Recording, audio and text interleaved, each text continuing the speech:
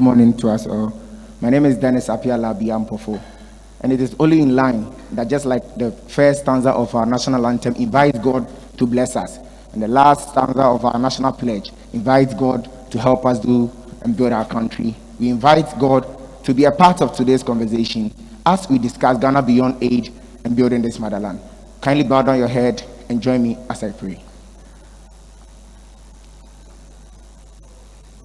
Our Lord and Master Savior, we bless you today. We bless you for the life of our country.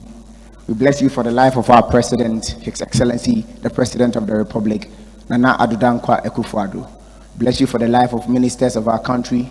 Bless you for the peace and sovereignty of our country. Father, we commit today's discussion into your hands. Father, we pray that you be a center of it all. You grant us wisdom and intellect that we may be able to build this country, that our future generations shall be proud of what we've done. Thank you, Lord, for the opportunity to pray. Thank you, Lord, for the opportunity for great minds like this to meet and discuss our country. Thank you. Amen.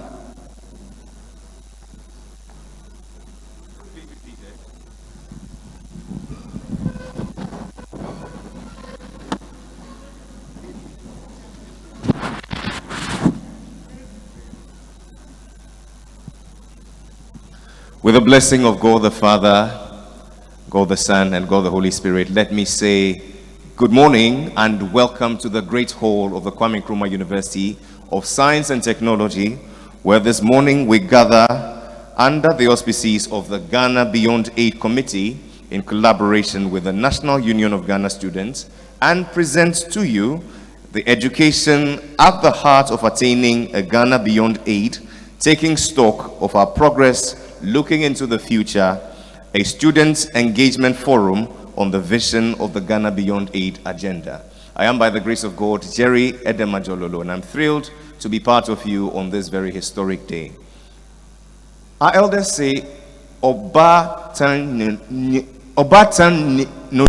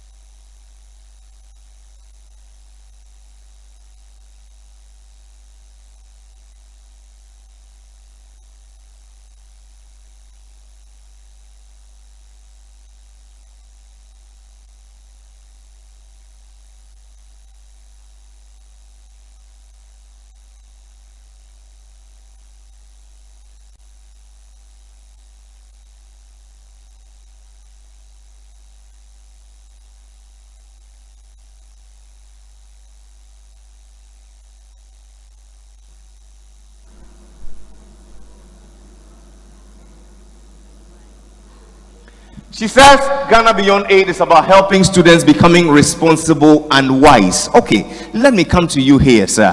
What's your name? Lamte Rashid. Lamte, you're in secondary school? Please. Which form are you in? Form 2. Tell us about Ghana Beyond Aid. My understanding has to do with Ghana making progress, devoid of any help from the Western world. Beautiful. Let me take a few more views from our friends from the universities. Hello, sir. What does Ghana Beyond Aid mean to you? All right. My name is Owusu Mensah Prince, NASAC College of Health and Wellbeing, Kentampo. And we talk about Ghana Beyond Aid. We are looking at the ability of the Ghanaian people to be able to produce their own, to be able to manufacture things that are necessary in the country without necessarily going out to purchase them. Thank you. Wow. Okay, let me take the very last one from our students at the rear. Hello, madam. Hello, sir. What's your name? I'm Queen Star. And you're in form? Form 2. What does Ghana Beyond Aid mean to you? My understanding of Ghana Beyond Aid is Ghana manufacturing its own goods, not necessarily dependent on the Western world. Yeah, thank you. Ladies and gentlemen, how about a resounding round of applause for all our amazing students? Wow. And so it is that simple. And so today we gather here to break it down to its barest minimum so that we leave here with a working understanding, practical examples of what Ghana Beyond Aid means to all of us. It is appropriate that we speak to you, the future of Ghana, our young people, our students, because we believe that an informed and educated critical mass will certainly influence the future of Ghana. For this important conversation for which we're gathered, we're joined by a key player, the architect of this whole enterprise. Ladies and gentlemen, the chairperson of the Ghana Beyond Aid Committee, the senior minister of the Republic. Make welcome the Honorable Yao Osafo-Maafo. We welcome you warmly. Joining the senior minister, we're blessed to have the Deputy Minister of Education, the Honorable Dr. Yao Osei Educhum. We welcome you warmly. In his company is the administrator of the Get Fund, Mr. Richard Boedu. Please welcome him warmly. Let's make welcome the CEO of Codvet, Dr. Fred Che Asamoah. Thank you. Joining us is the president of the National Union of Ghana Students, yours and mine, Mr. Isaac J. Hyde. With us this morning is the president of the Greater Accra Student Representative Council, GARSAC. Ladies and gentlemen, Sandra Boating. A round of applause for Sandra. Okay. Honorable Senior Minister, I'm pleased to introduce to you a group of students who have come here representing the various tertiary institutions and secondary schools. I'm pleased to welcome specially the UPSA. Let's see you. A round of applause for them. Please stand to your feet. Let's recognize you. A delegation from UPSA. Let's have the University of Ghana. There you are. Thank you for coming. The Kumasi Anglican. There they are, ladies and gentlemen. Accra Wesley Girls. They're on the way coming. Kumasi High.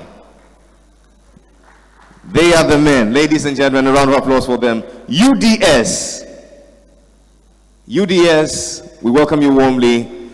And GRASAG. Together, ladies and gentlemen, let's hear it up for all the student representative bodies herein gathered. A round of applause.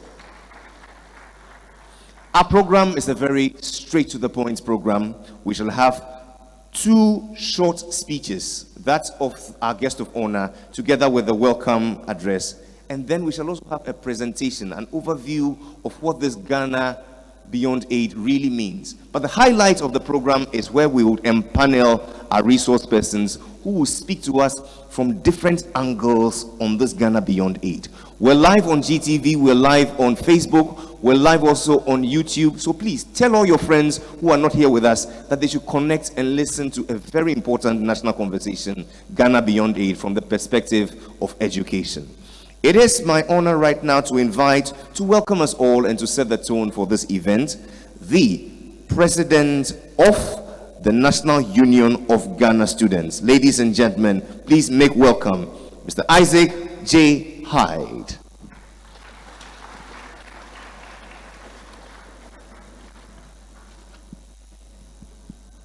I encourage all our speakers to please take off their masks because this place is sanitized and safe.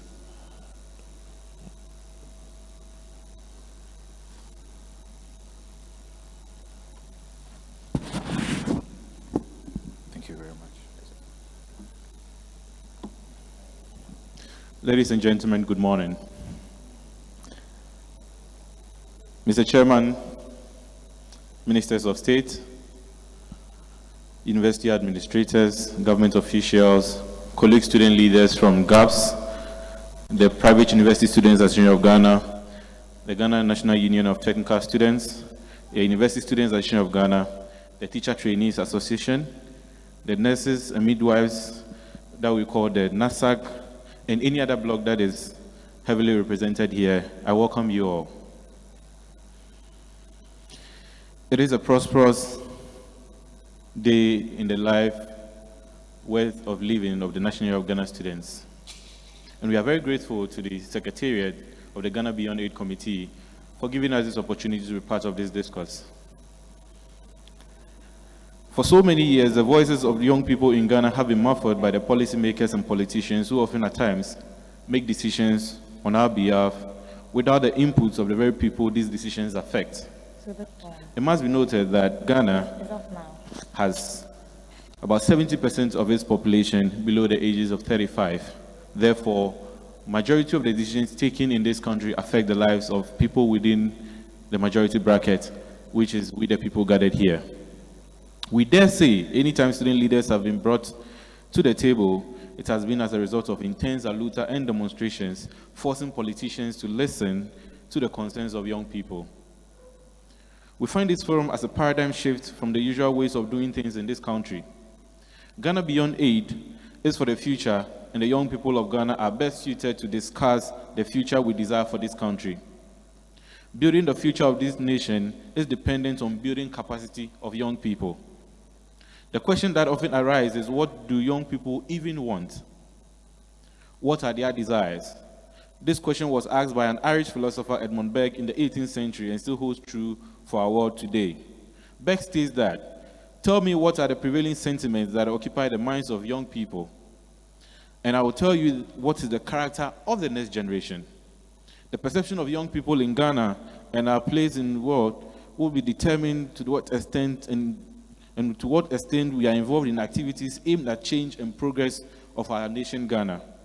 Such forum is the starting point of the broader conversation on how we mobilize the energies and intellects of the capacity of young Ghanaians towards achieving Ghana Beyond Aid. Mr. Chairman, the preoccupation of young people in Ghana concern many of their basic needs and those of their parents, their families, and immediate communities. Food security, access to healthcare, water and energy supplies, freedom to freely express themselves, the right to education and schooling, and future employment prospects. We don't want much. We just want a future of dignity, self-respect, and human rights. We want a future we can truly be proud of. Ghana Beyond Aid is truly in sync with the global call for sustainable development, which calls for the active participation of young people in processes that contribute to decision-making, planning, and implementation of policies and programs for sustainable development at all levels. The time is now for young people to take the center stage in our national development.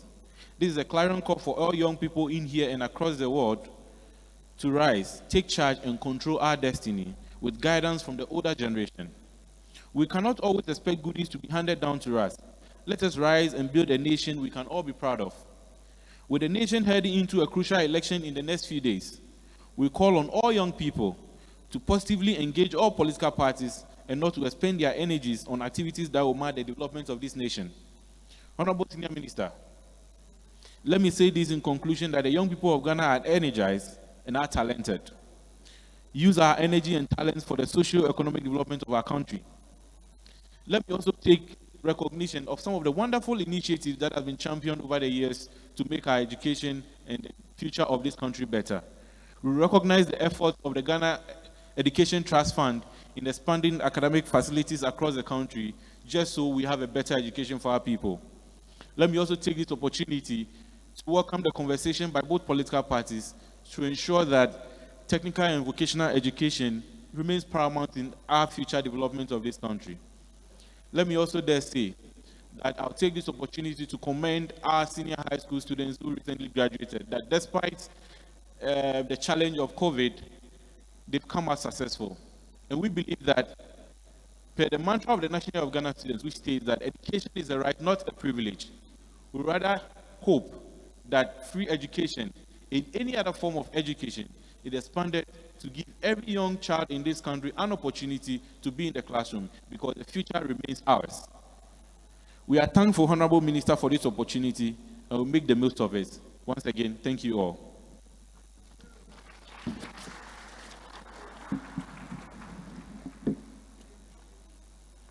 One more time, ladies and gentlemen, Mr. Isaac J. Hyde, the president of Nukes. Thank you for that warm note of welcome. And I like the part where he says, we don't want much. We just want a life in dignity with some respect, and we want human rights.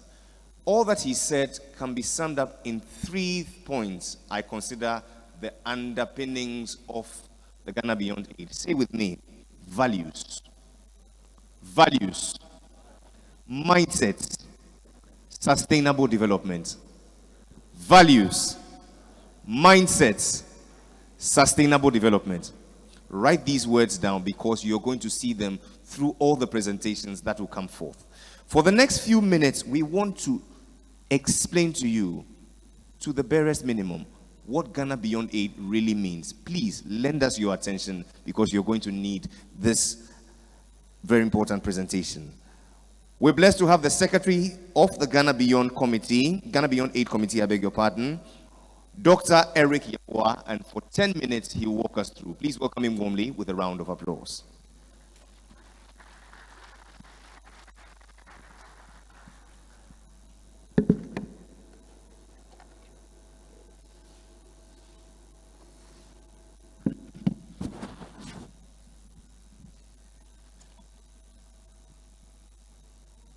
The Honorable Senior Minister and Chairman for the Ghana Beyond Aid Committee, the Honorable Deputy Minister of Education, dignitaries herein present, our dear students, friends from the media, ladies and gentlemen. Good morning.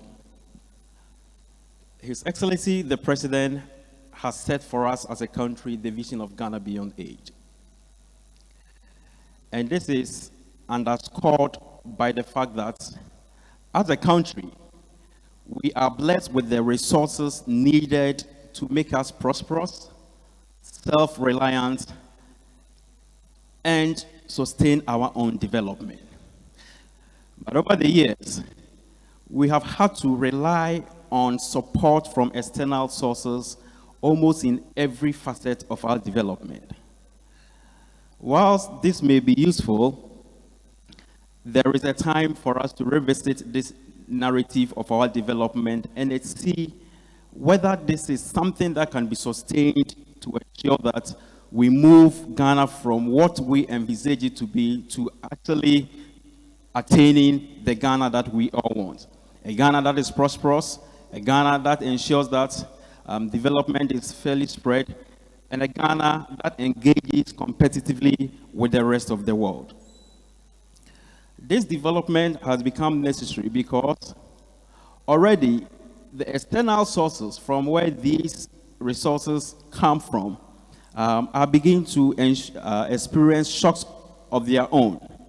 And so if you examine the figures for aid and donor support, either in the form of grants or concessional loans or technical assistance or any form that aid may take, you realize that from 2010, when Ghana attained the lower middle income status, to 2017, all the help we received from external sources in the form of aid had reduced by about 50%.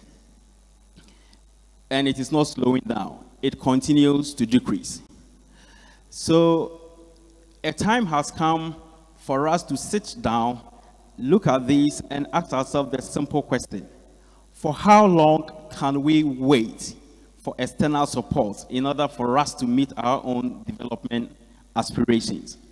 And so Ghana Beyond Aid is a proactive call on all of us as Ghanaians, devoid of politics, devoid of tribe, to put together and work together and combine our energies and our resources to really create a Ghana that is self-sufficient, that is self-reliant, that is robust, and that is able to create opportunities for people like you. That is what Ghana Beyond Aid is all about. Honorable Senior Minister, the vision of Ghana Beyond Aid is a national call. Because regardless of your political background, we all have the common vision of creating a Ghana we are proud of. A Ghana that creates opportunity for younger generations like ourselves, and a Ghana where no one is left behind. And that is the reason His Excellency the President brought people from all walks of life, including the National Union of Ghana Students, which is heavily represented on the Ghana Beyond Aid Committee that has crafted what we call the Ghana Beyond Aid Charter and Strategic Document to help guide our work to the destination of becoming self-sufficient and self-reliant, so that even if we have aid or any form of support from any external source, that support will only complement what we have already been able to mobilize for our own development. Aid may not be a bad thing, but we want aid to speak to our own priorities as a nation. Achieving Ghana Beyond Aid is possible because there is no alternative. An alternative to Ghana Beyond Aid is that let us sit down, let us do little, let us not help ourselves, and always look to external sources and people's benevolence so that we can survive. And as His Excellency the President said, that is not a dignified way to structure how we want to grow as a nation state 62, 63 years after independence. So it's a national responsibility on all of us. We all have a role to play as students, as stakeholders. We have a role to play, and as the chairman of the committee, the Honorable Yawasapu speaks, he will walk us through the expectations on our part as younger generation, which should help in our march towards Ghana Beyond Aid. Ladies and gentlemen, Ghana Beyond Aid is about relying on our own resources and working together with new mindset to really drive our own development, so that together we will create a Ghana that is prosperous, a Ghana where people are empowered, a Ghana which is resilient, so that our progress at developing does not take 3 steps forward and 2 steps back. You have a role to play, and we've gathered here as students because we know that education is a key vehicle through which this vision of developing a self-sufficient Ghana can be attained. I am convinced that the deliberations which will take place today will leave all of us empowered and energized as we all pull together to march towards a Ghana that is self-sufficient. On that note, I want to thank you for your audience. As God bless our great country and even makes it stronger. Thank you for your audience. Thank you.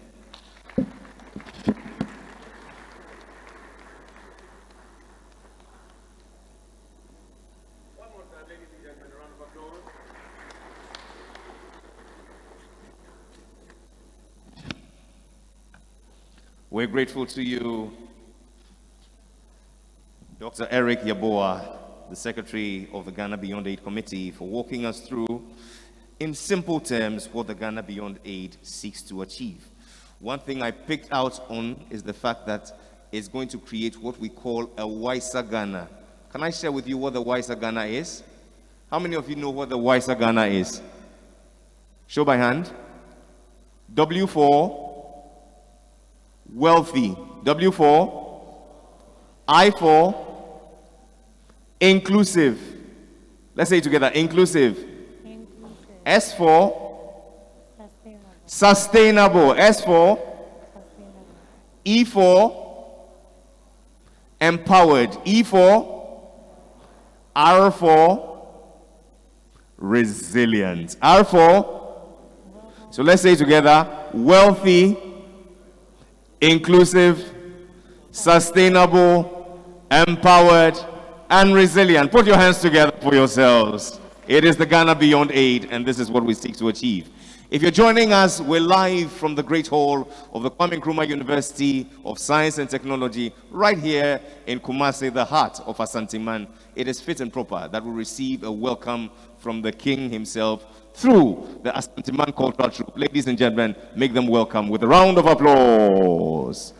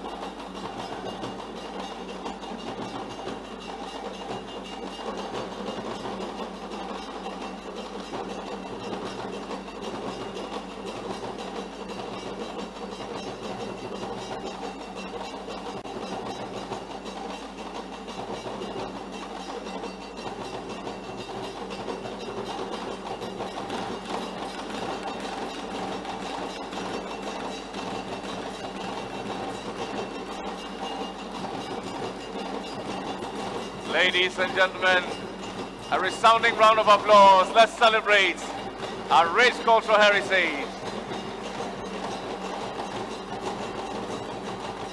Yo, yadamwasi, yadamwasi.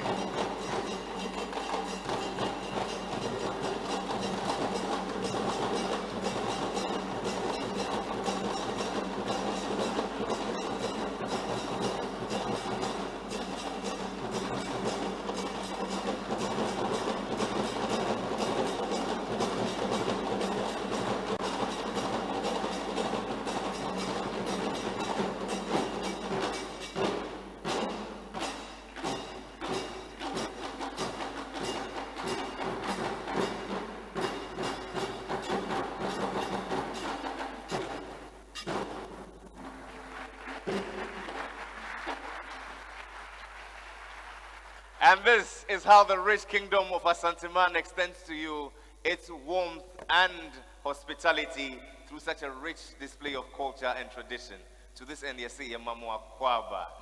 this also is Ghana Beyond Aid because it portrays our values, our traditions, our dignity as people with a rich culture and heritage. And I trust that that would also stick as Ghana Beyond Aid. For the next few minutes, what we're going to do is to engage our panelists who would speak from various angles on this theme that we're reflecting on. Ladies and gentlemen, I want you to take out your notepads, your notebooks, and make notes because you're going to need these doses of information that will come your way shortly. Are you ready? Then if you're ready as I am, please help me welcome my friends as they join me here. Dr. Yao Osei Educhum is the Minister, Deputy Minister of Education. A round of applause as he joins us here. Dr. Fred Shea Asamoah also joins us as the CEO of Corvette. A round of applause. Let's make welcome Mr. Richard Boedu, the admin of the Get Fund, and yours and mine, Madam Sandra Boating, the president of GARSEC. A round of applause for them. Okay. Oh, do you have something against them? Please, a round of applause. And so, Honorable Deputy Minister, and our very esteemed panel, can I please ask that we take our faces, our masks off? At least we're safe here. We're socially distant. For the next 30 minutes, what we want to do is to focus on this theme. We have sub-themes that our panelists will be speaking on. We are in a period of COVID. COVID has come to disrupt a lot of things. The way we interact, the way we communicate, everything has been changed totally. One particular aspect of our lives which has been changed is education. Now virtual is the norm. Who would have thought that a few months ago that would become a way of passing on knowledge? But it's here to stay. I want to start with you, the Honorable Dr. Yao Osei Educhum. You are the Deputy Minister of Education. You've shown so much leadership in this period with your example as a teacher and an educationist. Post-COVID-19 and the future of education, envisioning a new paradigm for developing globally competitive youth. What's the way to achieve this? In 10 minutes, you have the floor.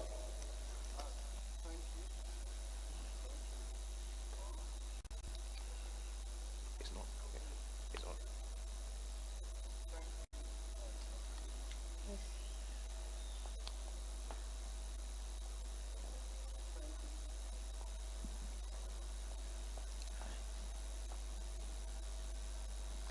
Thank you for such a wonderful opportunity.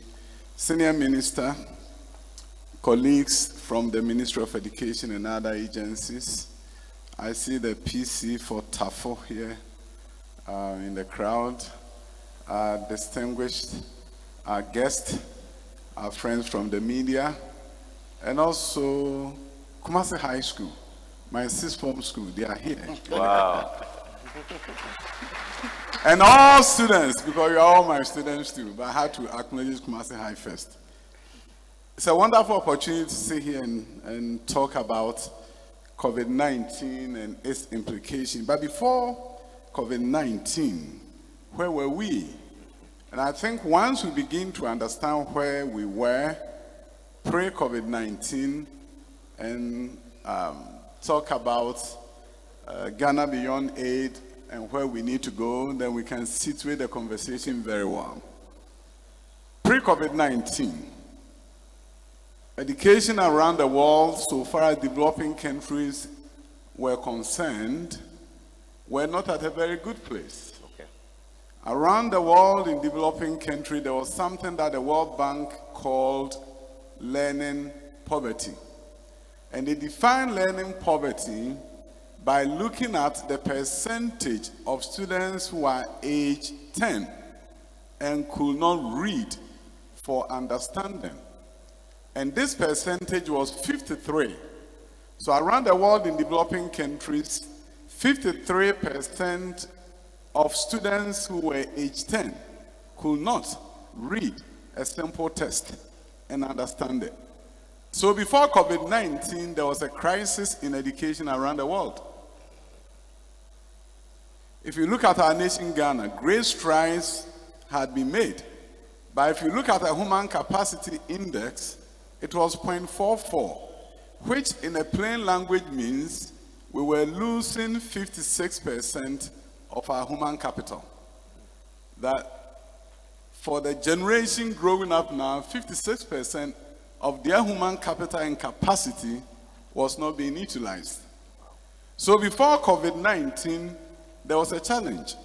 In fact, a study by the Brookings Institution in the United States indicated that for developing countries to catch up with the developed nations, it was going to take 126 years.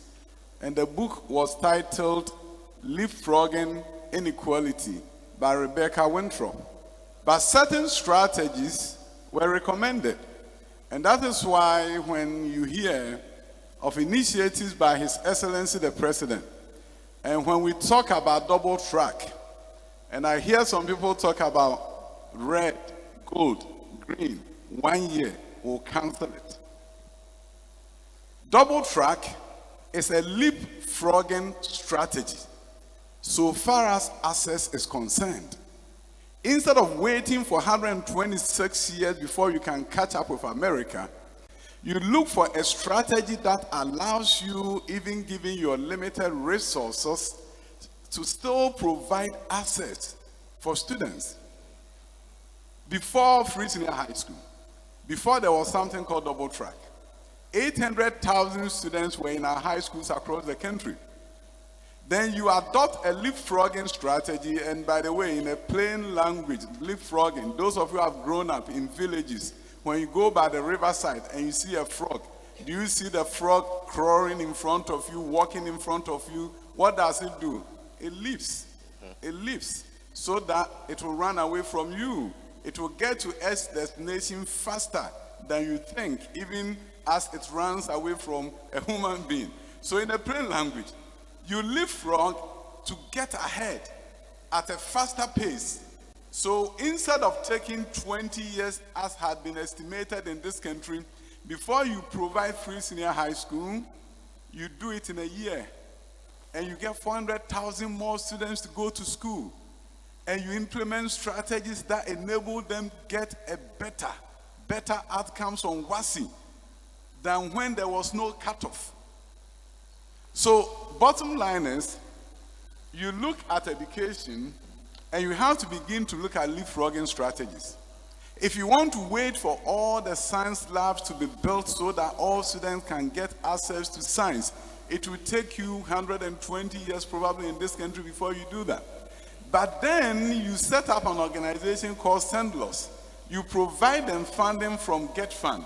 And SENDLOS is able to do virtual labs, simulated labs for schools in rural communities where there are limited science opportunities for them. And they cut the frog dissect the frog as if they were at Kumasi High School.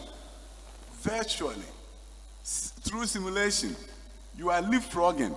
You are providing opportunity for students who otherwise will have to wait.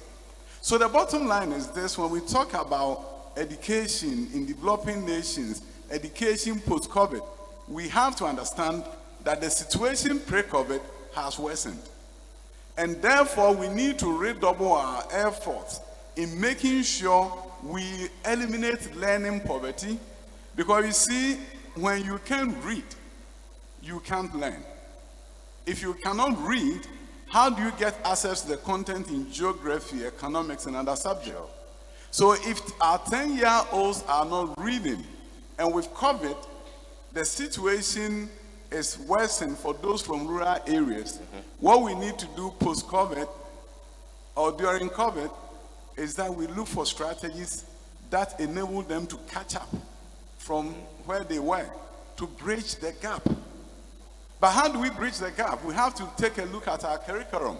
And if we're talking about Ghana Beyond Aid, we need creative citizens. I think I was excited when I saw building a wealthy, inclusive, sustainable, empowered, and resilient society. You can form an acronym out of that to call it WISER.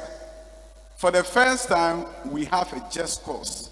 The just cause is that it's not enough for us to talk about freedom and justice. But we need to begin to talk about a wealthy society. You can't talk about justice when there's a poor person and he doesn't have one city in his bank account, probably doesn't have a bank account. Where is justice when somebody is sick and cannot pay to go to the hospital? Where is justice when you have a case and you can't pay to have a lawyer? So when we talk about freedom and justice, unless you create a wealthy, you build a wealthy, inclusive, sustainable, empowered, and resilient society, our motto, freedom and justice, will not be realized. So when our first president talked about independence of Ghana was meaningless until it was linked up with the total liberation of Africa. It wasn't a just cause. It was a goal that could be accomplished. And it was accomplished. But you see, today we see that the independence of Ghana is meaningless unless we build a wealthy, inclusive, sustainable, empowered, and a resilient society. That is when the independence becomes meaningful to everybody, irrespective of where they are in any part of this country. So I'm excited that today we're talking about Ghana Beyond Aid, and we're talking about all these ideas, and we are looking at what education can do in this process in terms of leapfrogging inequality and putting us in a place where we can realize the vision vision of Ghana beyond it. How many minutes do I have? You have 2 more. 2 more. You see, I'm a politician and a teacher, so if you don't remind me, I'll talk for too long. Bottom line is this. When we talk about where we were and where we are now, we are not where we want to be, but we are sure not where we used to be. When you look at the what is called this year, should tell you something. That when you do a leapfrogging strategy like double track, and you bring about intervention strategies, paying so that all students will have extra classes, making sure there are textbooks given out to students, also making sure there's a longer period of instruction. You see, when people talk about double track, and they forget that double track has given us a longer period of instruction. Instead of 1,080 hours of instruction before double track, we now have 1,134 hours of instruction. Wow. It is therefore no wonder that our students have done better. Exactly. So if something is bad, does it give you better outcomes? Nothing bad produces better outcomes.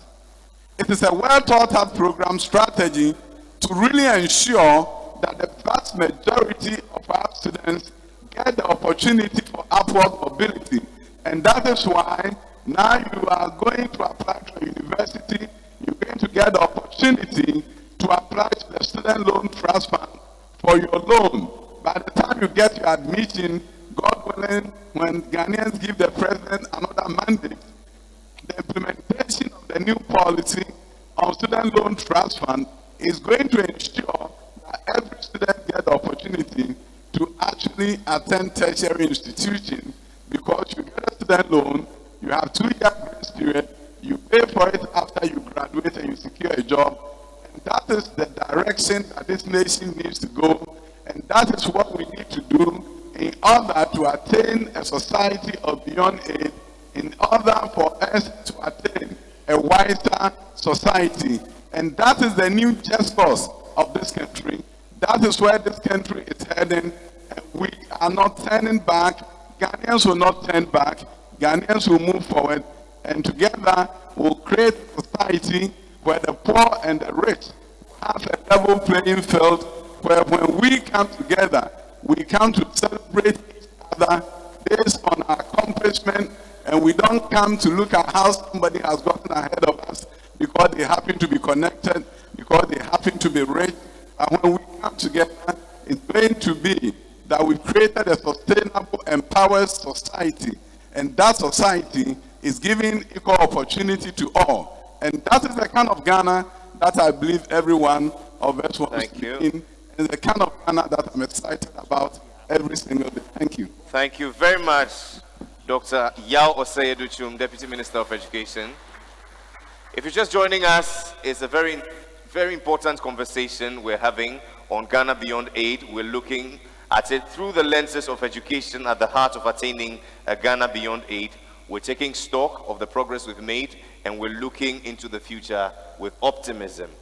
I would like us to do something. Can we please try our mics to see if they're working? It seems this cordless mic is not Ghana Beyond Aid compliant. Hello. Hello. I think, hello. Yeah. Is yours on? Not on. Please. Hello. Okay. Yes. Yours is on. Yeah. Doc, yours is on. Hello. Maybe. Open it up. It's on.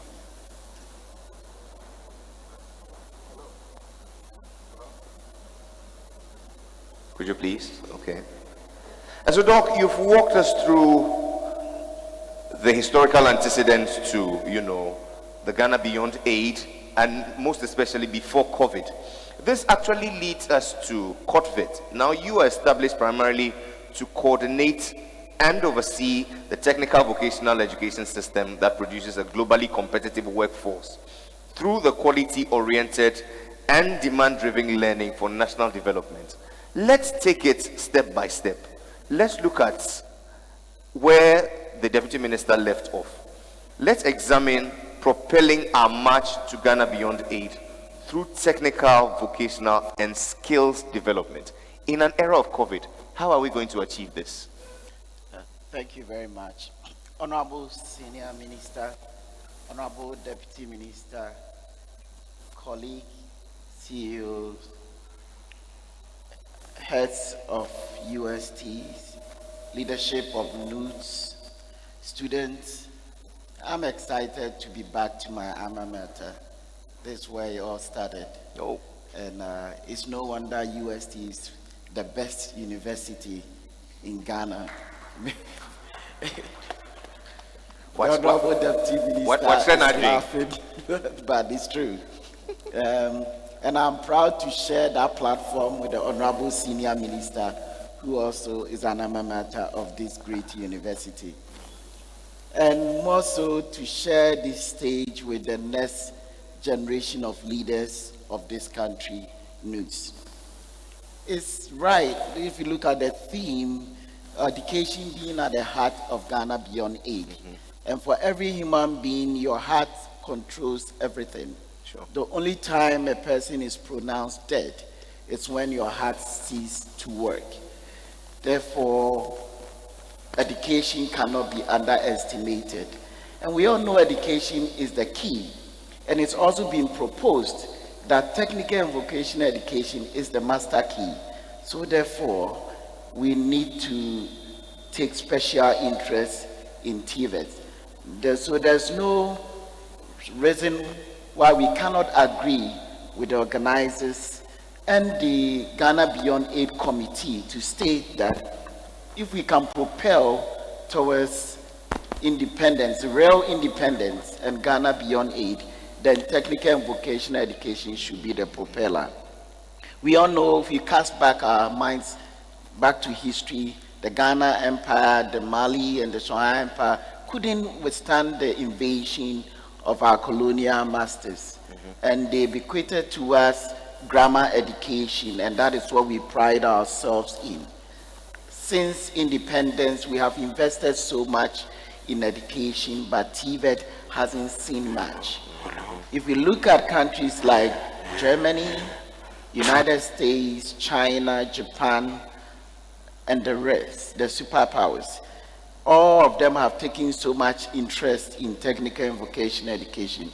So it's not by mistake that when you go to Germany, over 70% of their young ones opt for technical and vocational education. Whilst when you come to our situation in Ghana here, is before 2017, it was awful, and we're way below 5%. I'm excited that the free technical and vocational education under the free secondary education has given 65,000 young Ghanaians opportunity to go through the formal TVET. What was the situation before 2017? We have a system that nobody cared about TVET that much, and there hasn't been enough investment into TVET. Neither did we look at the policy environment of our TVET system. Just with COVID-19, we realized that Ghana was struggling and putting in pressure to produce most of our products locally. Why? It's because for every workplace that you go, you require not less than 80% of technical and vocational education. So if we have below 10% of our young ones going into TVET, and every workplace required more than 80% or a minimum of 80% to be successful, then it doesn't align for us as a country. So that is why the government in 2017 decided to do a SWOT analysis of the entire system and to come out with a 5-year strategic plan, which from 2018 we've been implementing it. Before 2017, there have been TVET institutions across various ministries, over 19 ministries. So the question is, why is it that almost 19 ministries are involved in TVET, but admission towards our TVET sector is below 10%? So we looked at 5 policy objectives that we had to work on. One was to look at the governance and management of TVET. 2 is to look at the quality of our TVET system and how it's responding to the industry. 3 is to how do we increase access? Because for all the countries that are doing well, Let's take, for instance, Malaysia. In the 80s, we were almost at par with them. But they have gone through 8 5-year strategic plans, and now their unemployment level is low. And I believe during the COVID situation, they were not struggling the way we had to struggle to produce face masks and other things. I'm looking through the crowds right now, and can see most of the face masks people are wearing, probably including mine, is imported. And these are skills that is not high complex skills that we could have produced it here. It's because, one, our TVET system was not responding to what the industry needs. So government said, with the 5-year strategic plan, whilst we are looking at the governance and management of TVET, let's look at the quality, let's look at access, let's look at funding for TVET, and how can we ensure sustainability as far as our environment is concerned. So with the quality, which is very critical, we have to look at what does the industry want? What is the industry looking out to?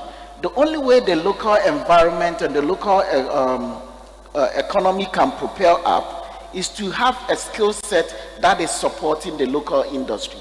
Most of the products we are importing from China is not because of the special company, it's because of the skill nature of its populace, its citizen, each young one, the future of the generation, future generation. That is why they're able to produce such products. So let's look at the quality of our TVET. And the quality of our TVET will mean that the industry has to tell us what kind of products we should give them. And to do that, we have to categorize them into sectors. That is why the government is saying that if TVET is what is going to make Ghana beyond aid possible, then we have to have sector skill bodies. And these sector skill bodies will be bodies from the various sectors. And as I'm talking to you now, government has started working with 12 of them. 3 of them has already been inaugurated. That is sector skill body for construction, for the agriculture sector, and for tourism and hospitality. And we are currently working with the 9 others to make sure that by the end of first quarter next year, we would have integrated all these sector skill bodies. They do the labor market intelligence and tell us the kind of skills they need, the competence they need. So our training and our curriculum will be set up to meet that requirement. Then the training will not be done by only the training institutions, but it will be done by both the training institution and the industry. So by the time we finish, and by the time we set up curriculums that are responding to the industry, we will end up training only demand skills, not just training everybody. Because there are many times that students come out of our schools and they say there's no job. But if we are training to meet the demand of the industry, there won't be complaints from the industry to say that we don't have enough in this sector or we have oversupply. So that is the quality aspect of it. Then we come to access. If we are saying TVET is the panacea, is the pure heart for our Ghana Beyond Aid agenda, then we have to have infrastructure to support it. So for the first time, you have seen close to or over $700 million being invested in infrastructure for TVET. That is why the establishment of 2 new TVET centers are going on, and Parliament and government has approved resources to start the first and second phase. If you come to Kwame Nkrumah University here, now we are building a foundry and machining center. We have the largest, possibly the largest auto repair center, which is Swami Magazine, in the entire sub-Saharan Africa. And it's right here. So government is saying, let's build a foundry and machining center here, so our students can learn about molding, so that if magazine wants some parts and other things, we can help them, not only to service cars that we are importing, but we can also establish the manufacturing hub here. And we have Ghanaians working in them, but not to bring experts like it's been happening in the oil and gas industry. So now we have VW assembling. A time may come that the various parts of VW has to be produced here. The foundry and the machining center, one that is being done at UST, one that is being done at CSR, is going to help our young ones not just be academicians, but be skilled people. In as much we are doing this, it's about perception issue. That is why government has made a conscious effort to also market and promote technical and vocational education.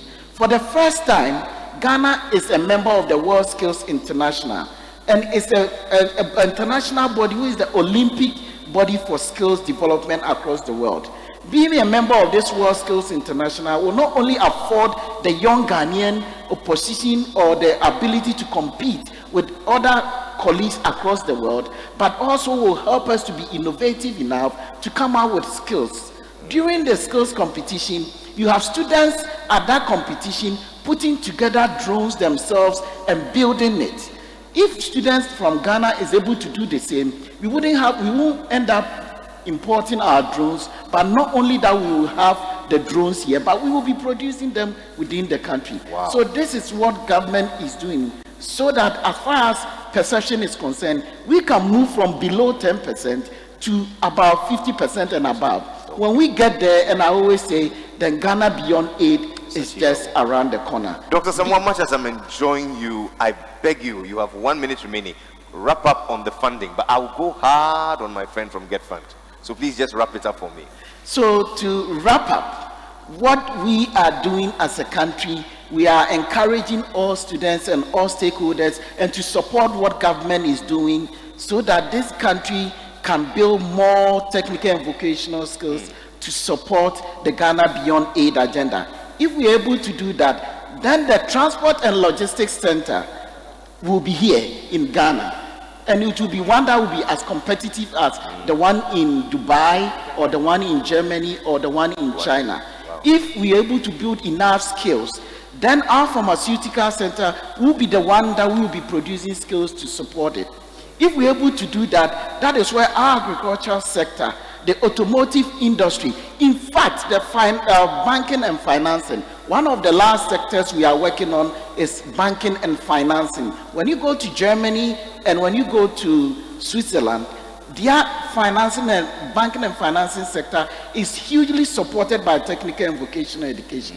And that is what government wants to do, so that we can encourage more students to opt for TVET. Not only that you are getting skills, but you can support entrepreneurship in the country. When you skill one person, you can place one. But when you skill and you add entrepreneurship, you can place four. And just to add up quickly, that is why government has established first ever University of Skill Training and Entrepreneur Development to make sure that we can train more teachers to support the technical and vocational education sector of our country.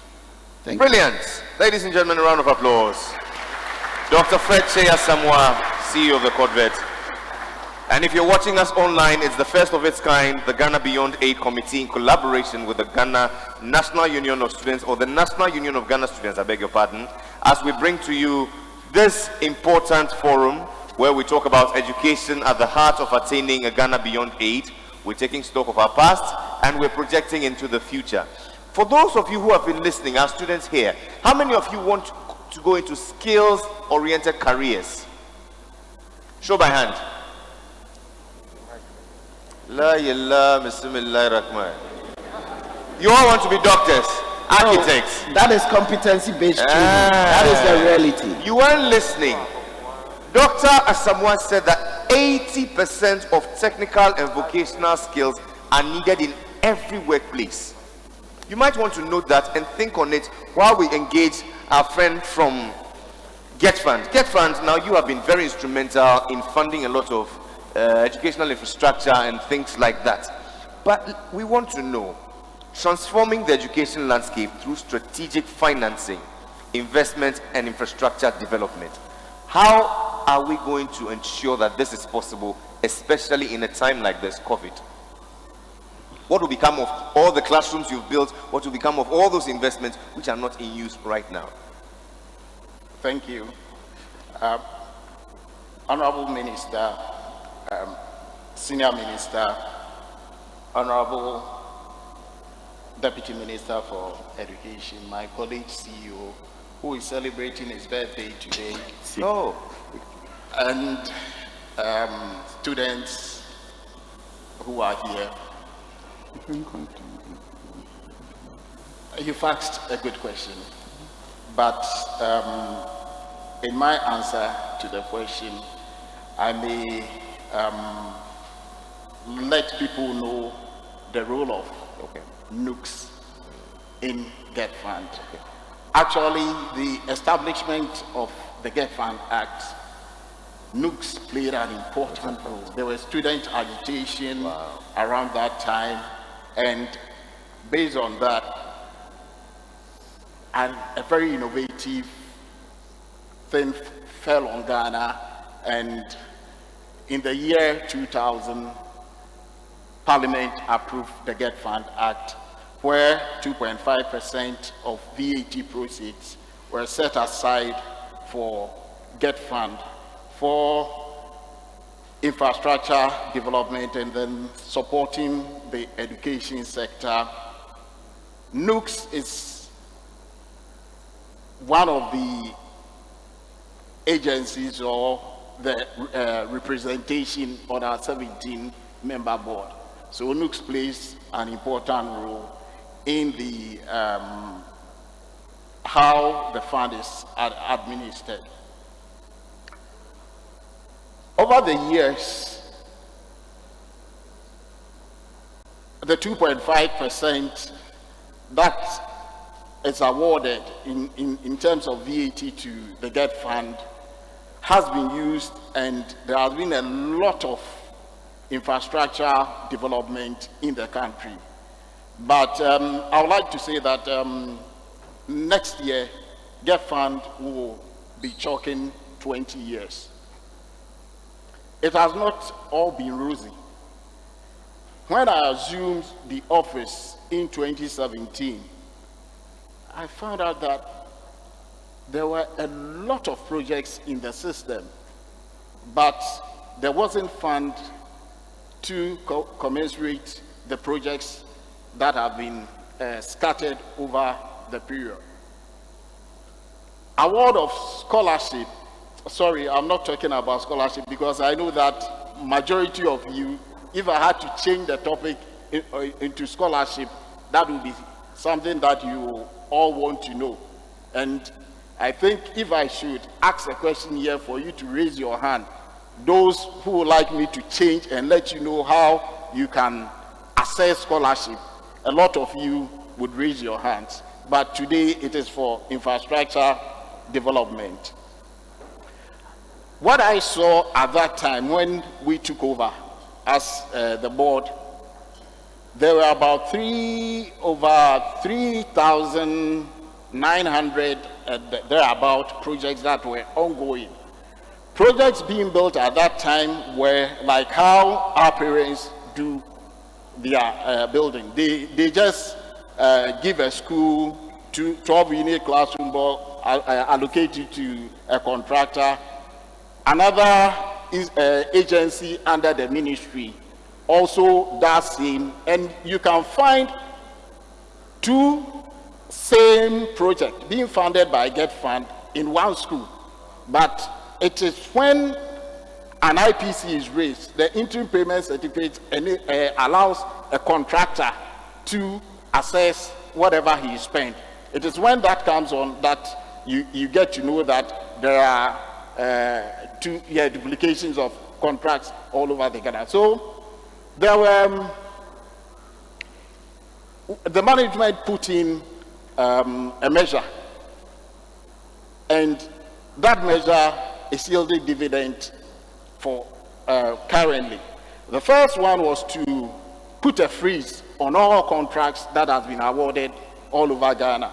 We streamlined the process of awarding.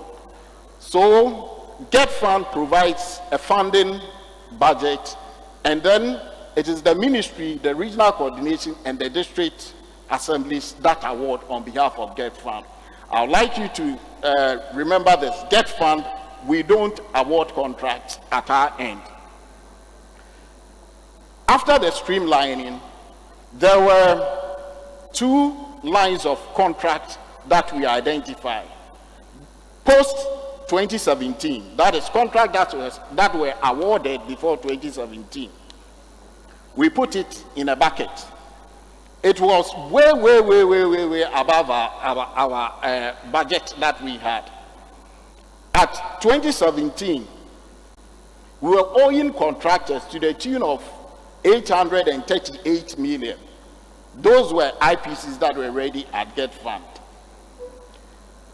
Projects that were ongoing, we call it our commitment, was also 2.7 billion Ghana cedis. When you add it up, it's about 3.5 billion Ghana cedis. Our annual inflow was in the region of 1 billion Ghana cedis. So, if you are to continue, and then even the old projects you decide to pay, you can sit, fold your arms, do the payment for those contracts, and in 4 years, nothing could have been done, because it means 4 or 5 years. There's a factor that I also explained. You sit there and then you pay. Irrespective, just the agencies under the ministry also have a budget line in that. So, I always said that I'm a businessman. I come from the private sector. So, I brought that idea onto the funding. And what I did at that time was, let us use our proceeds, projected proceeds that we can get in the future, and then use that as a collateral, and then go onto the market and then go and borrow. That is the idea of the securitization. And by so doing, I quite remember that one of the arguments that I put forward was that the Building and Road Research Institute of Ghana did a research in 2017, and then came out that a component that adds to the price build-up in construction, 40 to 70% on an average a year is paid on completion of projects. 42, that is on an average. For the public sector, it is over 200 and even students in here can attest to the fact that there are projects that were started long before they came in, but still it is what? It is an ongoing project. An example is the Legon the School of Arts. It started when I was doing my national service some time back, but it is still ongoing. And price that starts, a contract price that is about 2 million ends up being 42 million in 10 years. So how can we develop a nation in, like that? Building the way like how our fathers do. When the person gets some small amount at the end of the year, he adds this to it. Then the following year, he will add this to it. So your father starts a building and then completes it in the next 50, or when he is going to pension, that is when he finished the building for you to get in. Public sector building should not be done in that way. So using that, if I go onto the market and I borrow at a commercial rate of 20%, then based on that research, even using the money, the minimum of 40%, the cost in fluctuation, it means that I make a savings of what? 20%. So that is what? Wise borrowing. And based on that, we did, and then we projected, and it was approved by Parliament, first by Cabinet and Parliament, and now we have 1.5 billion US dollar, the CD equivalent, to do massive infrastructure in the education sector. That is how come in every school, I can say that every secondary school now in Ghana, you have a project going on, thanks to this initiative.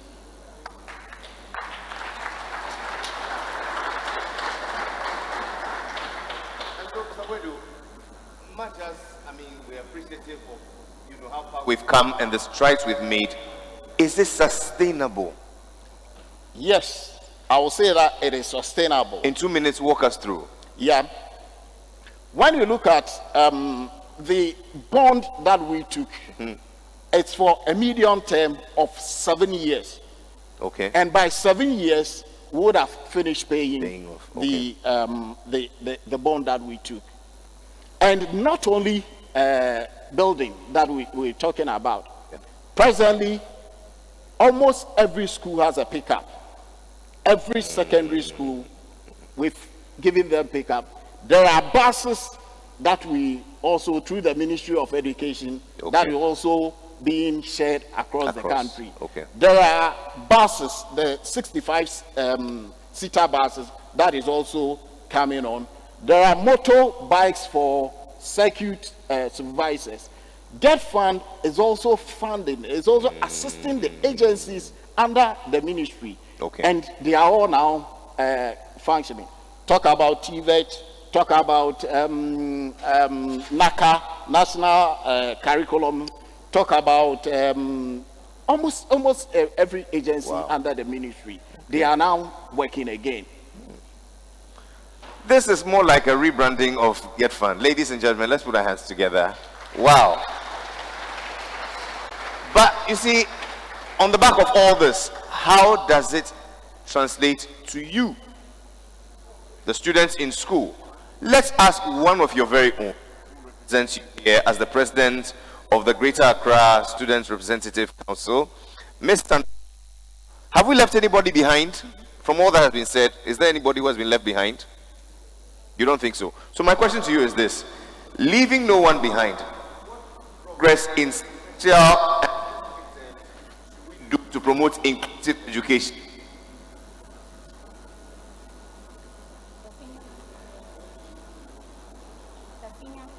No.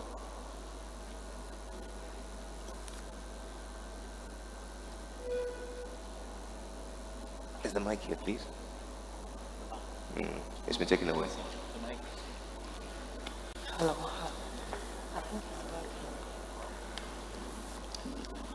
The senior minister, distinguished dignitaries, and everyone present. I'm very glad for this opportunity. Being a student leader and also a beneficiary of the free SHS, I'm very happy to share this. A lot has happened. We being free SHS, I call myself a free SHS graduate. Can we have a handheld mic for her, please? Just a cordless mic, that would do. That's what happens when your sound man doesn't do morning devotion.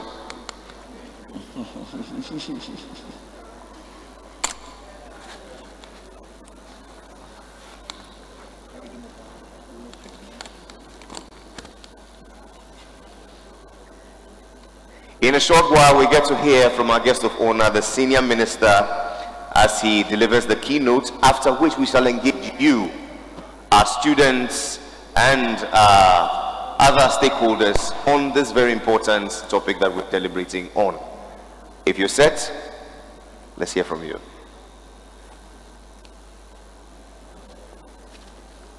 Hey, feel for. Thank you very much. Just bring a handheld, please. Just bring a cordless mic. Please, in 5, in 4, in 3, in 2, and in 1. Please, a round of applause for them as they bring the cordless mic. Hey, sound man. Thank you very much. Okay. Whatever happens, I'll still share my.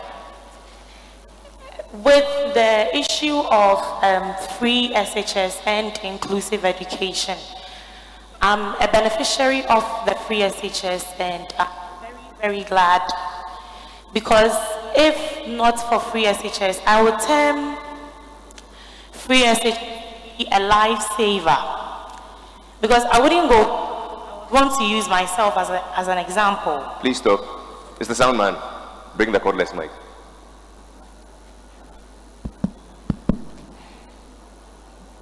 Fatusru. I quick pay attention. A round of applause for him. Please continue. I would want to use myself as an example.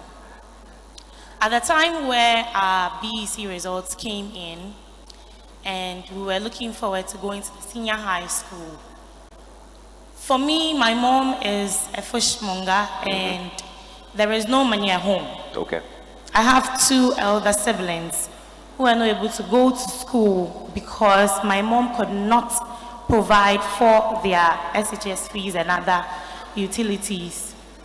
So I was very, very happy when I got to hear that the president is bringing on board the free SHS policy. And indeed, it has helped my colleagues and I, because looking at where we come from, we not having anything, sometimes I listen to certain stories that my friends tell me that if not for free SHS, they would have been at home. If not for free SHS, they wouldn't have been able to call themselves graduate today. So I'm very, very happy that the free senior high school came on board, because it has come to save lives. And I know there are a lot of senior high schools here who are facing challenges, real challenges, that if not for the free senior high school, they wouldn't have been able to be what they are today. I wouldn't have been able to call myself a student leader at all, because the free senior high school, me going through school, realizing that my fees are taken care of, my books, everything are taken care of, I'm going to get the sound mind to be able to study, and on top of it, aspire for a position and bring out my talent. I'm very, very happy about it. And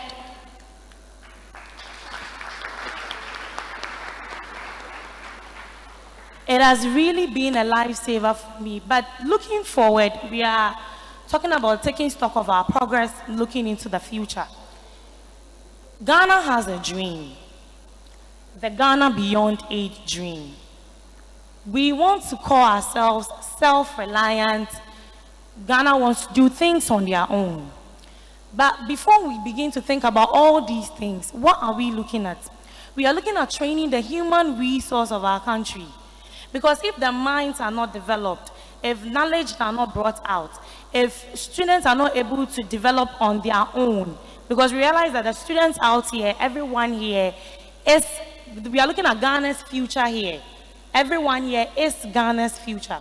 So if we don't invest in Ghana's future today, Ghana might not have a tomorrow. That is why the free SHS was brought about. And we are looking at the free SHS helping each and every student, equipping them, developing them to bring out everything they have in them, the talents they have in them, the potentials, to be able to look into the future and say that yes, Ghana have great minds to be able to look up to and develop and help out with the Ghana Beyond Aid dream we are talking about. When it comes to inclusive education, we know that there are some students who are deprived, there are some that are blind, there are some that are crippled. So even though they can't go through the normal process we go through as students, there could be ways that we could tailor our education model so as to be able to fit and give out a collective progress. So they being blind or deaf or something, we can't say we are excluding them, or they cannot help out, or they can't, we won't say they are not part of society. Because if you look at abroad, America and other things, we have blind people that do a lot of things. That is why I would like to say that if these people that are blind, that do not have what they have, what it takes, we bring in the TVET, we bring in the training and the technical skills, that we put in systems that they could be able to learn and be able to bring out their talents, even though they are physically challenged or they are deprived.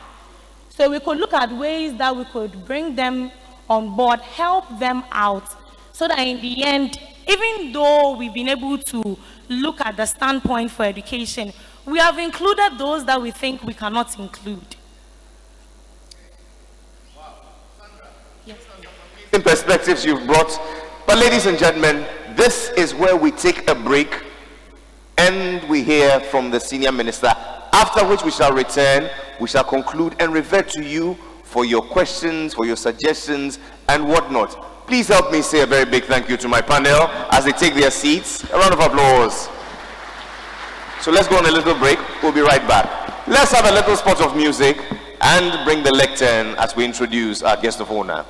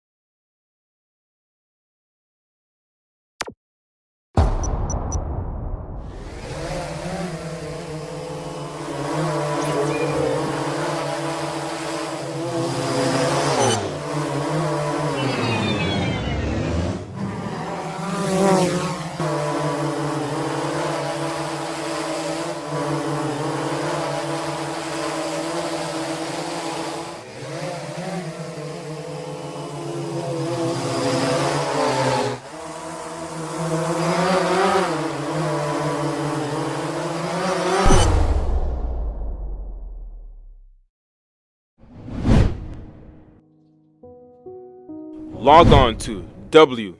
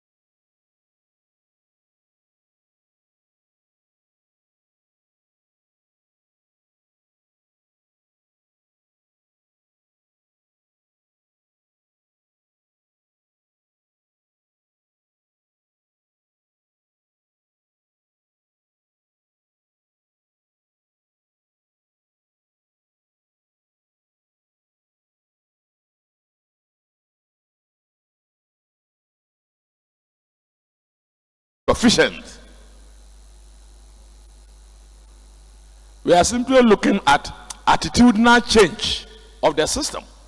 If we have any single problem, one single problem in Ghana, it is our mindset. People would want to go to office, not only will they get there late, but will also close early. And I was telling somebody that if a German, instead of getting to office at 8, gets there at 10 because it was raining, if he's to close at 5, he will close at 7. So that the number of hours he makes up. The Ghanaian will get there late and close early. That's the difference between us and the German. And therefore, Ghana Beyond Aid calls for attitudinal change, a new mindset to enable us serve this nation better. But you can't do any of these things without adequate training.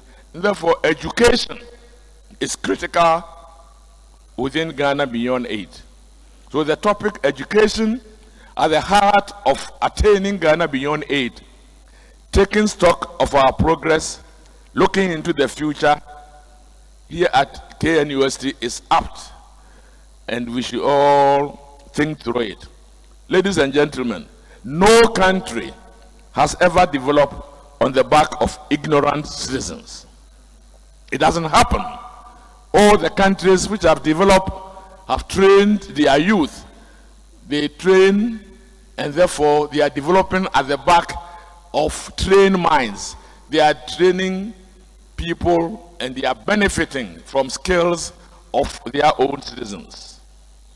Education is the foundation of a nation building, advancement of civilization, and the surest way to ensure upward social mobility of the system. Our most important resource for us as Ghanaians is our human capital. And therefore, one of the single most important interventions of any government of Ghana is the free SHS.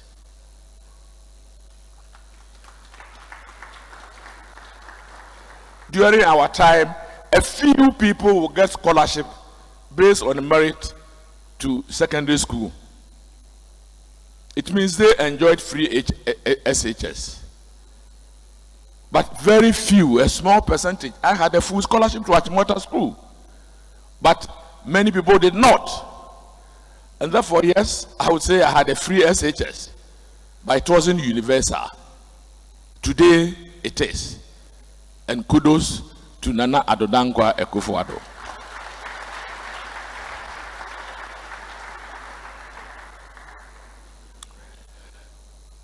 The Ghana Beyond Aid, when he defined it, gave it a very interesting definition. He said, a Ghana Beyond Aid is a prosperous and self-confident Ghana that is in charge of her economic destiny. A transformed Ghana that is prosperous enough to be needing aid, prosperous enough to be beyond needing aid, and that engages competitively with the rest of the world through trade and investment. You can only be competitive when you have skills. You can only be competitive when you have trained minds. We want a situation where a Ghanaian scientist, a Ghanaian engineer competes with a German, a Japanese, a Nigerian, South African, because they all have trained minds. So we want to be competitive.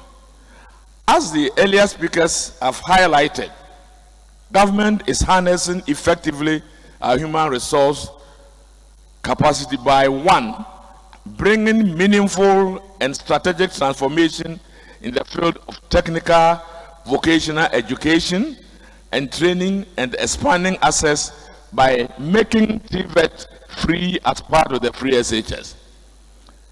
One mentioned the technical vocational education institutions were spread in 19 ministries. How can you standardize? How can you focus when your technical education is spread within 19 different ministries? And there were 289 different technical institutions.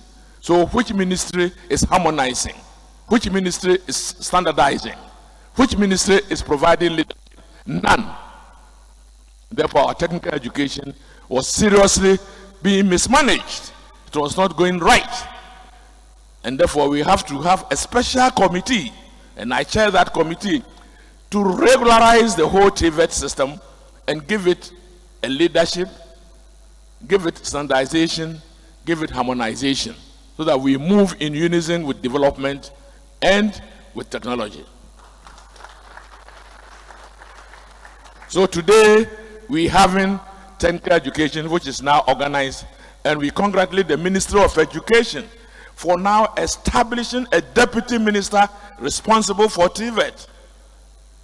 We also have now in our statutes a Director General of Technical Education.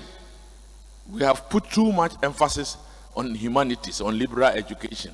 We must put equal emphasis on technical education so that we can become competitive.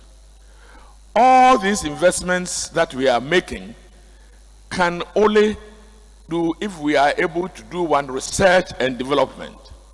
And research and development means our science, technology, engineering, and mathematics must be strong. And technical and vocational and training must also be abreast with modern times.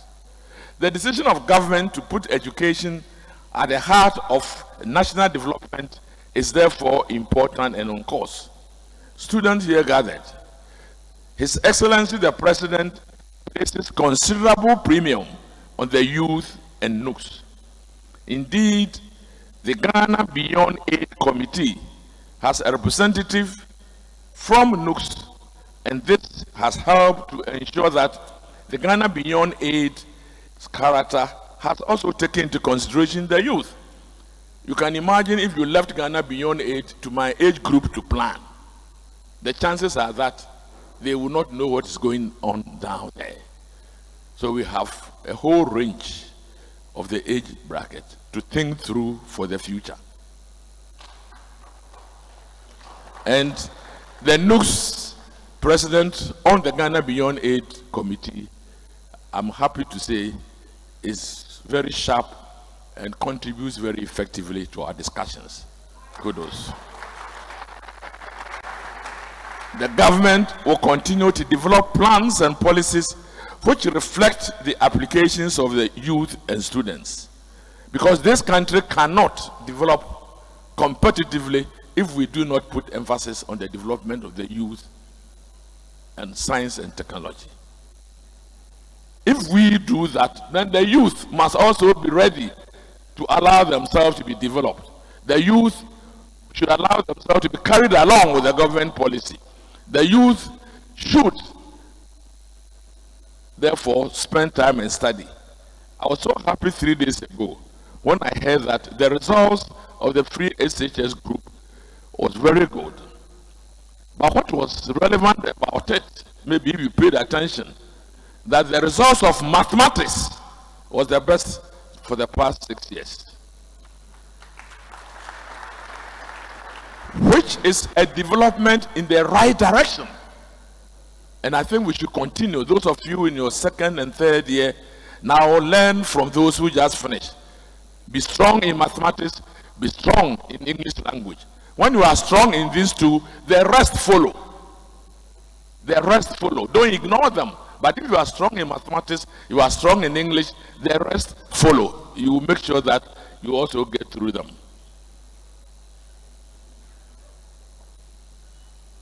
Distinguished ladies and gentlemen, our commitment to expanding education and creating world-class workforce is a public record. Whilst we are celebrating this today, I must be quick to add that training and technical aptitude young generation alone is not sufficient to achieve Ghana Beyond Aid. The vision of Ghana Beyond Aid is a call to embrace a new mindset, as I said earlier, where there's greater commitment to values such as patriotism and love for the nation. Place Ghana first. 2, honesty in dealing with each other and with the nation. 3, being law-abiding. 4, discipline, hard work, respect for time, and prudence in the use of national assets and resources. The respect for time is relevant because sometimes we lose so many man-hours. There is a function a minister is to address, and the function starts at 10. So many heads of departments and other ministers have gathered. The minister comes at 11 o'clock. And therefore, the number of people in the room, so if they are about 800, we have 800 man-hours lost. All those in the room have wasted an hour of time of doing something. And that is not good enough for the country. Eschewing ethno-tribal considerations and excessive partnership, which impairs our collective progress. We are Ghanaians first, before Ashanti, Achim, Ever, or anything. And if we think along those lines, it's good for our national development. And I appeal to the youth to always think themselves as Ghanaians first, before all the others. We were born somewhere, so you belong to something. I'm a Christian just because my parents were Christians. Basically, I didn't have a choice. I'm an Achim because my parents were Achims. I didn't have a choice. But I'm born in Ghana. I'm Ghanaian. That's very fundamental. That's universal. And that is where I should put the emphasis. We must maintain clean environment and safety in our communities. I think we all know what is happening. This COVID has improved our hygiene because now we wash our hands many times a day. We distance, we wear masks, we do all these things. And thank God, Ghana, because of the leadership we have enjoyed in fighting against the COVID has not overpowered us. And the way things are going, we're doing well and will continue to do well. The moment the COVID broke up on the 13th of March in Ghana, the president established immediately 4 committees because the COVID has a medical dimension. That is the main thing. It's medical. It kills. But it affects the economy because certain sectors of the economy are seriously affected by COVID, like your hotels. You close your borders, you stop all your flights. Who will come and stay in your hotel? So all our first-class hotels were locked down in March through April. So you can imagine all the revenue we receive from the hotels, and those revenues are in dollars because our big hotels charge in dollars. The Minister of Finance forwent all of them. We didn't have that inflow. Can you imagine the effect on the working force at the hotels? There was no work. After some time, the hotels couldn't afford to be paying people if there are no guests in the hotels. So we begin to have unemployment. We've introduced wearing masks. We stopped going to churches. We stopped funerals. This is our normal social interventions.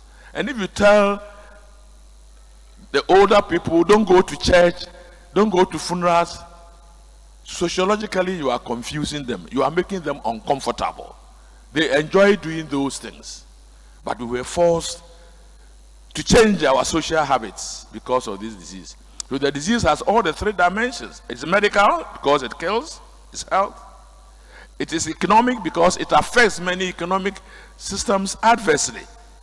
And it has affected our social life very badly. But so far, we are managing it and we continue to manage it.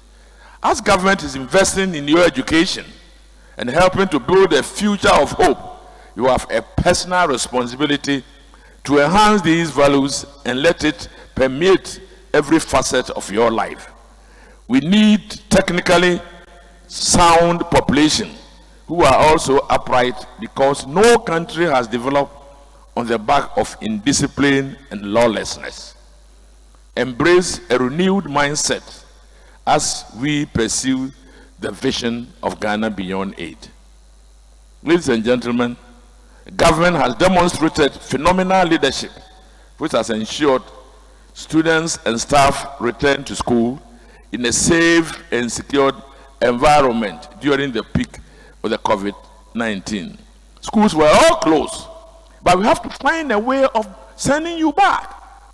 If you do not manage COVID well, most of our youth will lose a year in their life because they will lose 1 academic year, and that is not good for Ghana. It affects the tertiary to the kindergarten. So we have to arrange in such a way that you get back to school and you are protected. So you may recall that when you were called, everybody was given 3 face masks, everybody was given a sanitizer. We have to provide, and that costs money. But we have to do it. Now we are all going to go back in January. Schools will reopen. We have to reopen schools and provide all the COVID protocols. But we'll make sure that government support your protection by providing all the COVID inputs to enable you go to school and go to learn.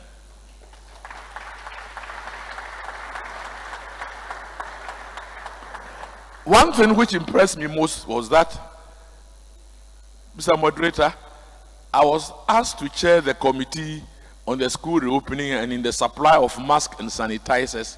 And somebody quickly said, we needed so many millions of sanitizers, bottles. We needed so many masks, so many things. So we needed to import them. And the committee said, no importation of anything. Let us here and now beginning to think about Ghana beyond aid. What can we do to produce these items locally? I am happy to say that many of our alcoholic companies converted themselves into sanitizer production companies, and they managed to supply the whole country with all the sanitizers we need for the occasion.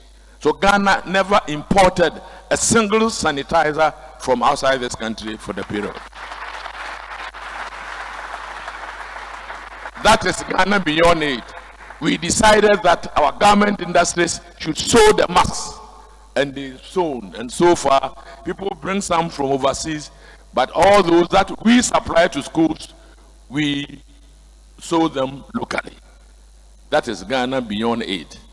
As has been said before, Ghana beyond aid is talking about a wiser Ghana. The moderator went through it very well with you. The W means wealthy Ghana, inclusive Ghana, sustainable Ghana, empowered Ghana, and resilient Ghana. Ladies and gentlemen, thank you very much, and be a wiser Ghana. Thank you.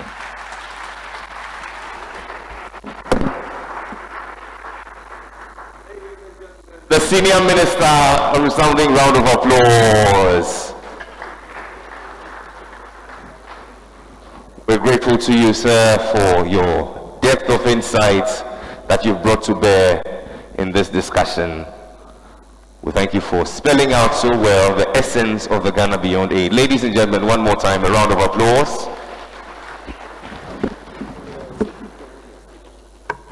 And so it's my pleasure to invite back my panel for a time of questions and answers. Please, a round of applause for my panel as they come back.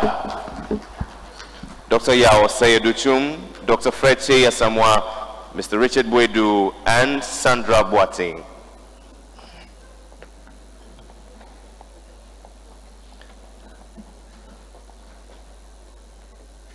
Wow. And so the Senior Minister has put it all in context. The underlying themes are simple. We're talking values of honesty, of integrity, values of respect. And then we talk about mindset of pride, of nationalism, love for country. All this will translate into sustainable development. As for development, anytime we'll have development, but would it be sustainable if we don't have values and if we don't have the correct mindsets? We're here now to finish off our conversation, but this is where we'd like to engage you after all you've heard and all that you've experienced also. What do you have to tell us? What do you want the whole of Ghana to know on a day like this? Please raise your hand, ask your question by first identifying yourself and shoot straight to your question. We don't want any MP3 question. Make it a simple audio file, straight to the point. Can we do that? Okay, so we will take 5 in the beginning, and then we'll come to the panel, and then revert for the final 5. I see the first hand here in the middle. And so we have a mic right in the aisle. Please come to the aisle and ask your question. The first 5, yes. One mic here and another behind. So I'll take one from here, one from there.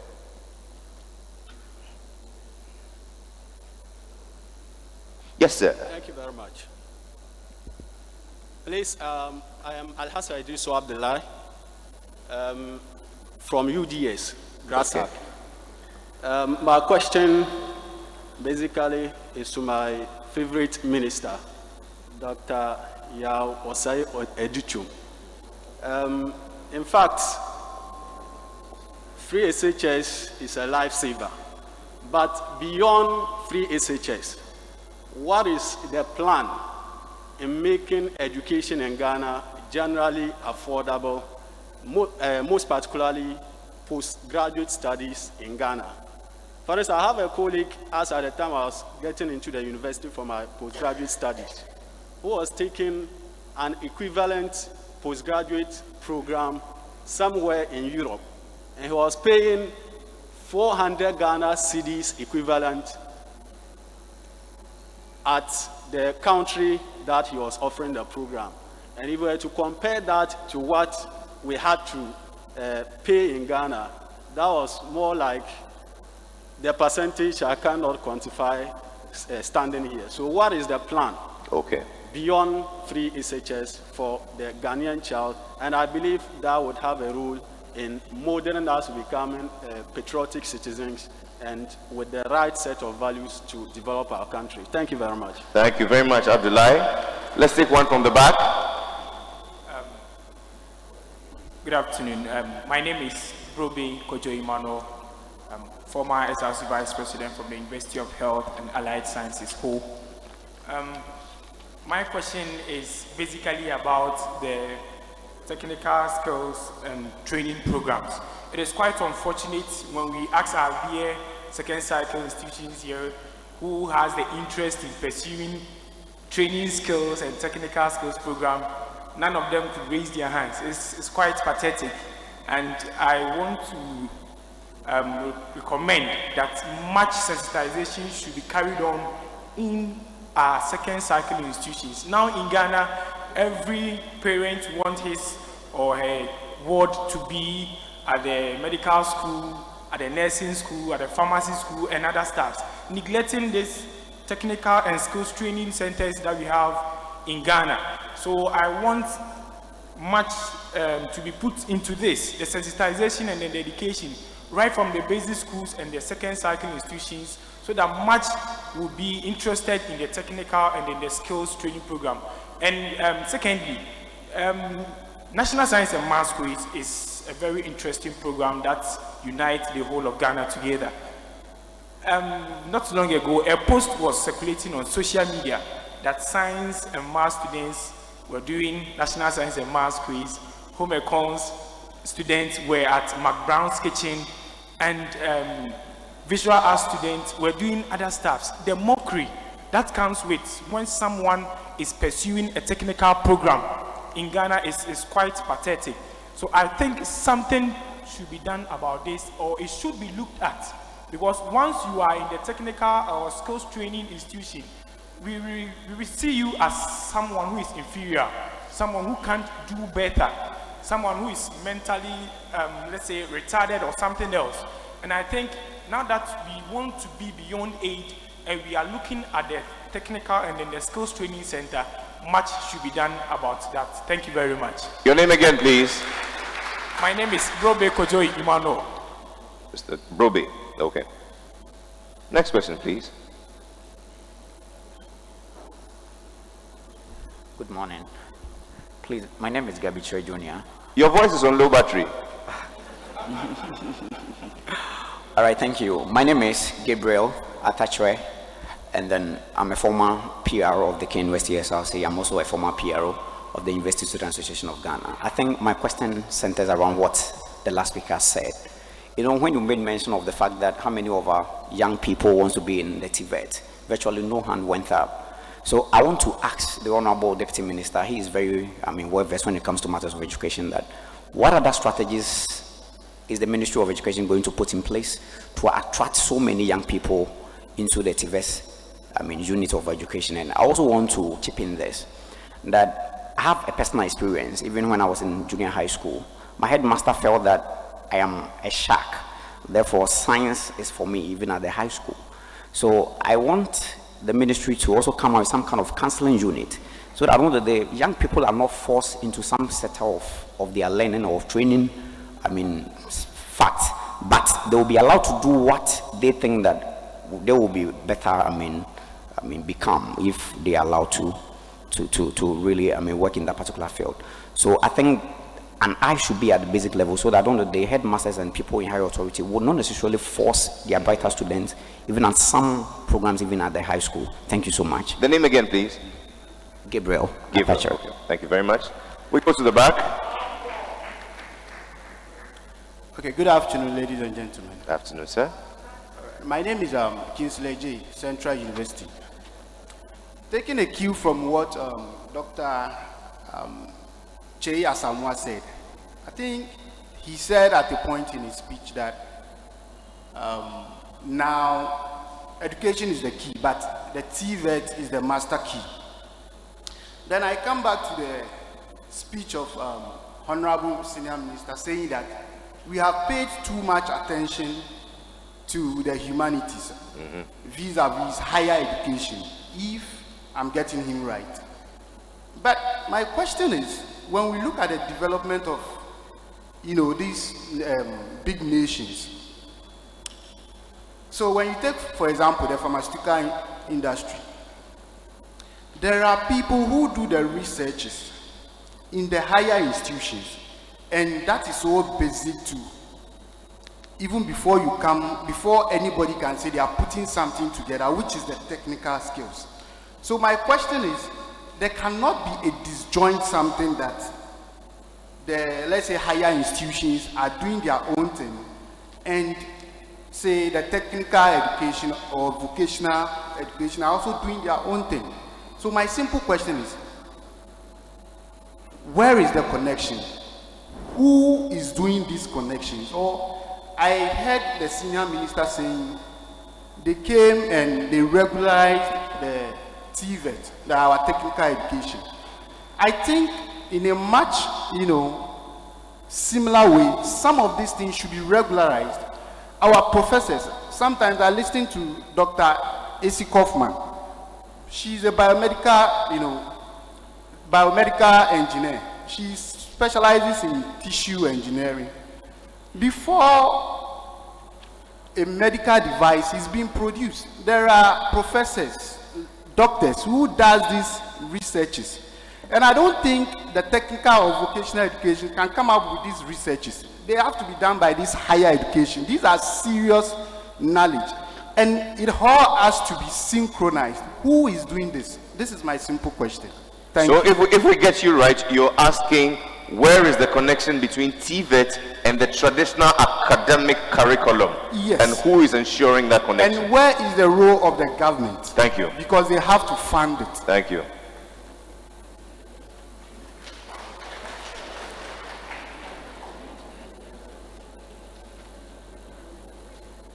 Yes, sir. Hello, good afternoon, everyone. Good afternoon. I am Quincy Alote from University of Ghana. My question is, how would the Ghana Beyond Aid initiative reduce the rate of borrowing of this country as the future is concerned? Because you could see that anytime there's a change of government, or anytime a new government comes into power, there is this notion that the previous borrowed more than the current one. My question is, how would this Ghana Beyond Aid reduce the borrowing as we go forward as a nation? Thank you. I think, okay, no, we have a student here. The first SHS student. Good morning. Morning. My name is Lamte Bashid. I've heard Mr. Richum describe double track as a leapfrog strategy. And I've heard him talking about this issue on many platforms. I would like to find out from him exactly the specific time frame he's working towards as he seeks to abolish the so-called leapfrog strategy or double track from the senior high school. Thank you so much. Could you please clarify? We couldn't hear you. Yeah. Maybe you want to take the mask off? Okay. My point has to do with, he described a double track as a leapfrog strategy. Yes. I would like to find out from him the specific time frame he's working towards as he wants to abolish the double track from the senior education system. Oh, okay. Thank you so much. Okay, thank you very much. Okay, so we have some questions, we have some suggestions.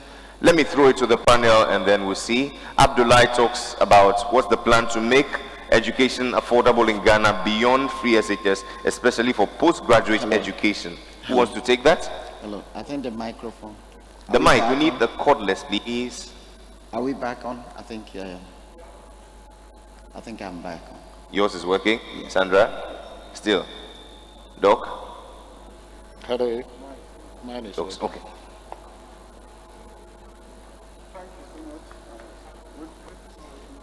It's in the middle.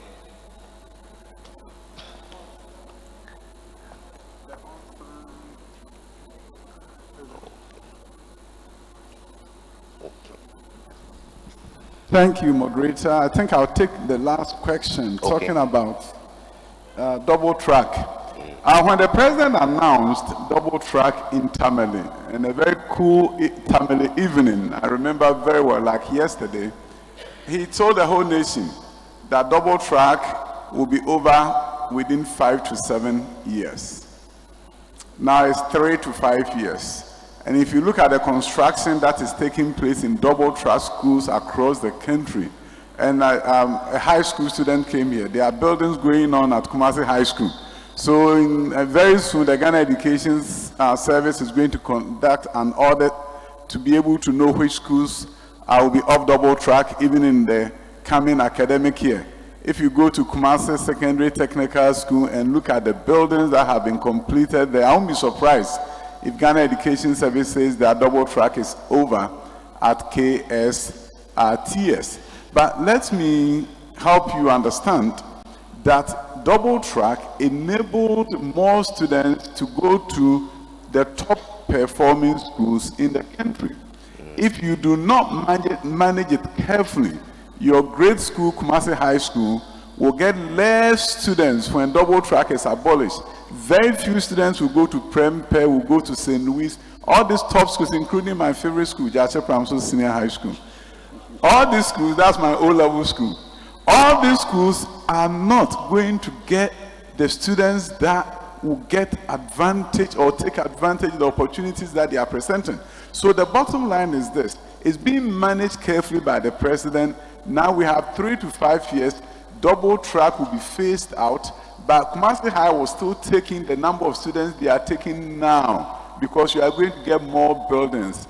Kumasi High is not going to turn away students who want to come to your school.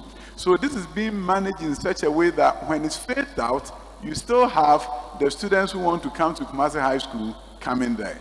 So that is how the president is doing it. 3 to 5 years, and I'm hopeful that some schools will go next year. So that is good news for, I believe, the Kumasi High School student. Then somebody asks about, are we going to stop borrowing with Ghana Beyond Aid? Of course, when you have Ghana Beyond Aid and revenue is then coming in based on all the projections that have been, you borrow to meet a need, to fill a gap. If you are beyond aid, what it means, it doesn't mean you don't take support, no. But you get to a point where you have bridged the gap, and therefore you'll be able to make that decision that on this particular case, maybe I don't need the funding. But you also have smart borrowing, as Director was talking about. If you look at what Get Fund is doing, that is smart borrowing. Instead of waiting 10, 15 years to build all the schools, you borrow, you build the schools, you pay. That's very smart borrowing. You are saving your nation a lot of headache and resources because now you don't have to pay for fluctuation. Those who are doing economic probably will understand that. There was another question for me beyond Free Senior High School. Most of you may have heard, as part of our manifesto, that the Student Loan Trust Fund is now coming online with a different way of ensuring that students get the money that they need to go to the university. It may surprise you to know that in spite of the existence of the Student Loan Trust Fund, only 20% of students in our tertiary institutions are able to borrow. And the simple reason is this: there are some people who want to borrow and go to school, they can't, because they don't have an uncle with a pension, an uncle with social security pension program that they are contributing to. And therefore, when they want the money, Student Loan Trust Fund turn them away because they don't have somebody who is working with social SNAP contribution to guarantee the loan for them.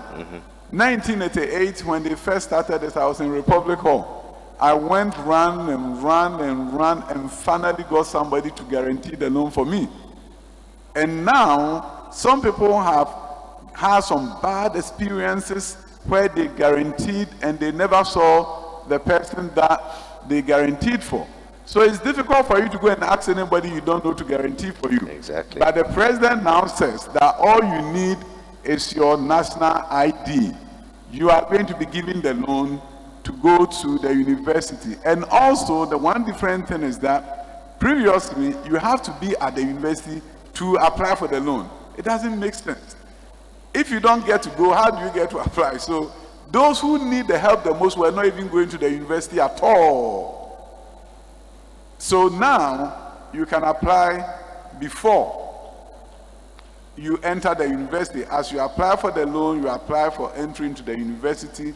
That is when you vote for my president and we come to power. Because this is contingent upon that. If you don't vote for us, we can't implement that. But if, God willing, we are there and the president is there, it means that going to the university is not going to be a major headache for you. There's a young woman who called me a week ago, Linda. Linda is selling on the street, Kumasi, Atonsu Road. She's selling on the street. She's done that for 4 years. Somebody asked her to call me because she is in my constituency, Sewia. Okay. So she called me up and said, MP, somebody has asked me to call you because you're a good person and you can help me. And I said, what is there? He said, I've been selling on the street for 4 years. I have all credits on the WASI. I have no way of going to the university. Can you help me? I asked her to go to my office. Now we are helping her to go to the university. She's been selling on the street with good grades.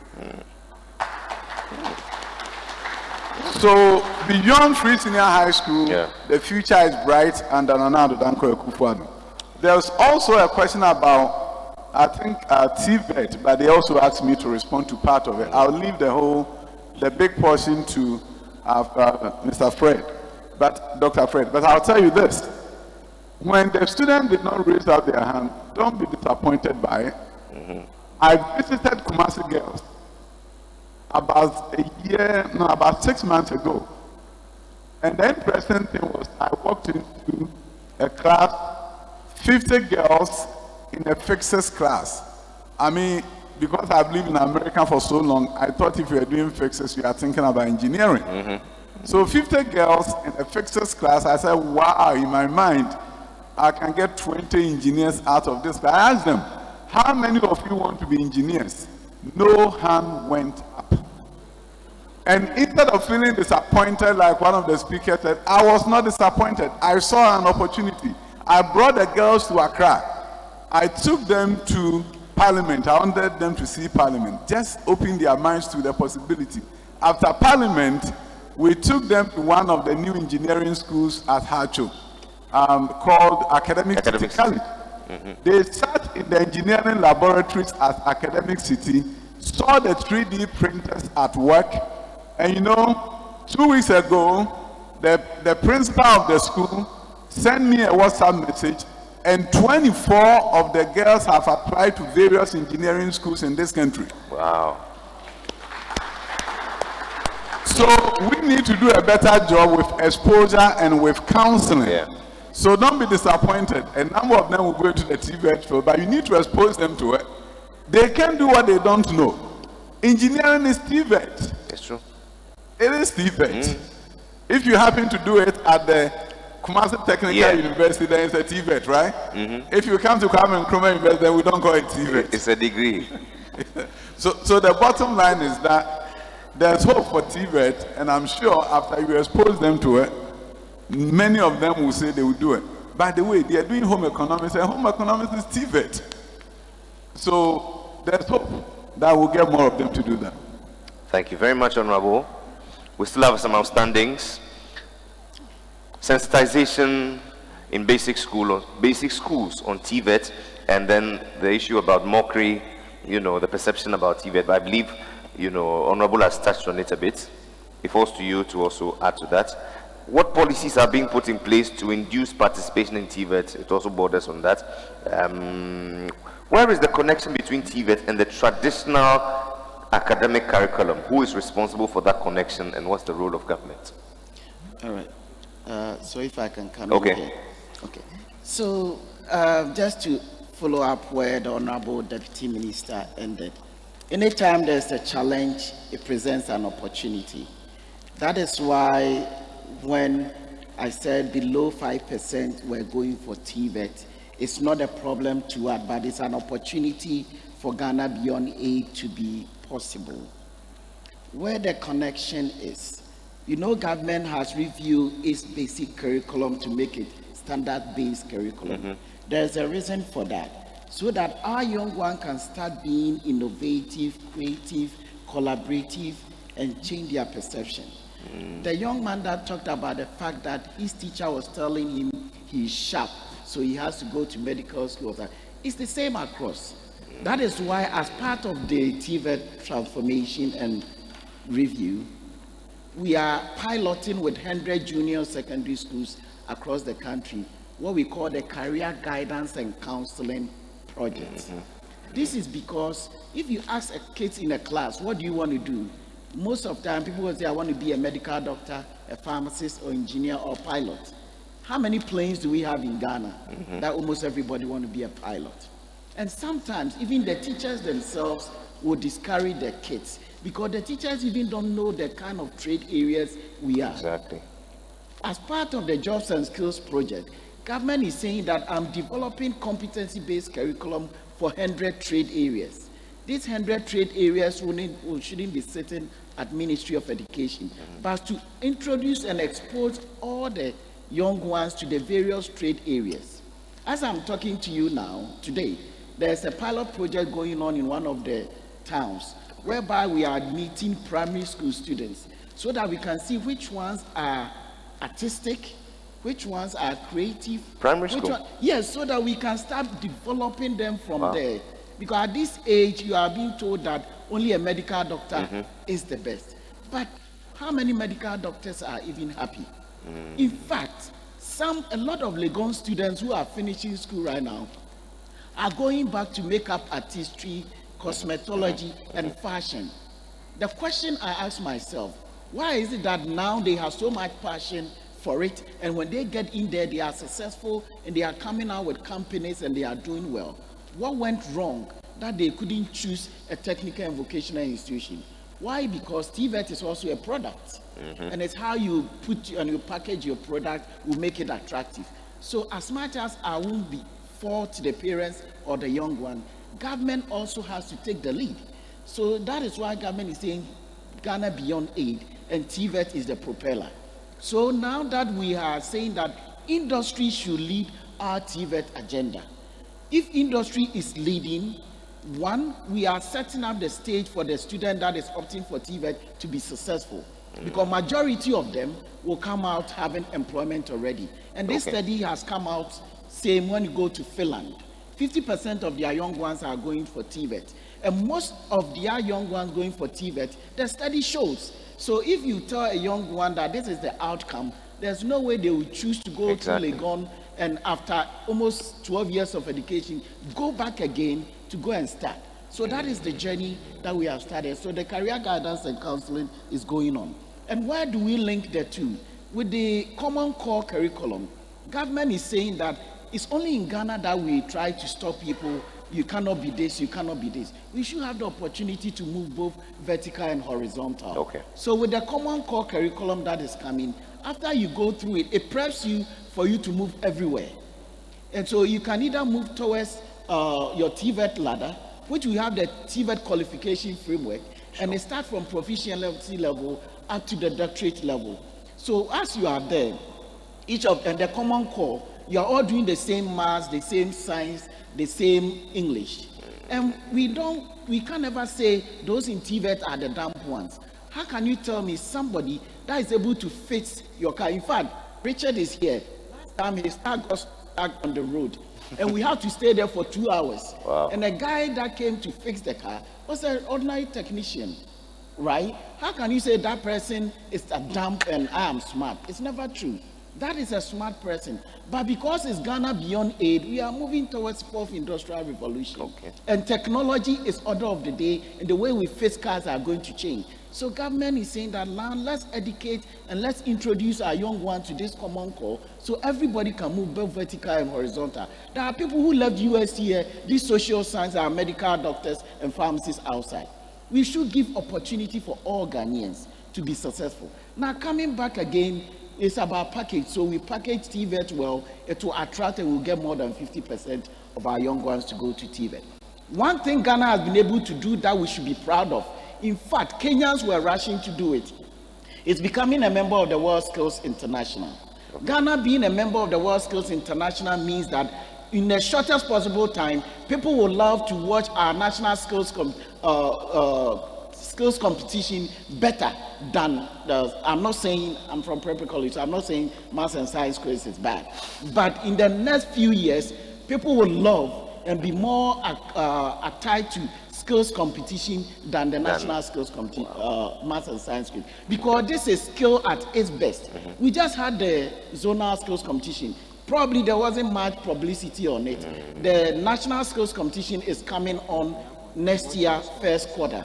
And the successful students will be representing Ghana in Shanghai after going through the African skills competition. This is the direction Ghana is going. So whoever competes in the skills competition already had jobs. The person that is welding to the highest standard will already have job from the oil and gas industry. The person who is developing IT business solutions on the floor will already have job from the industry.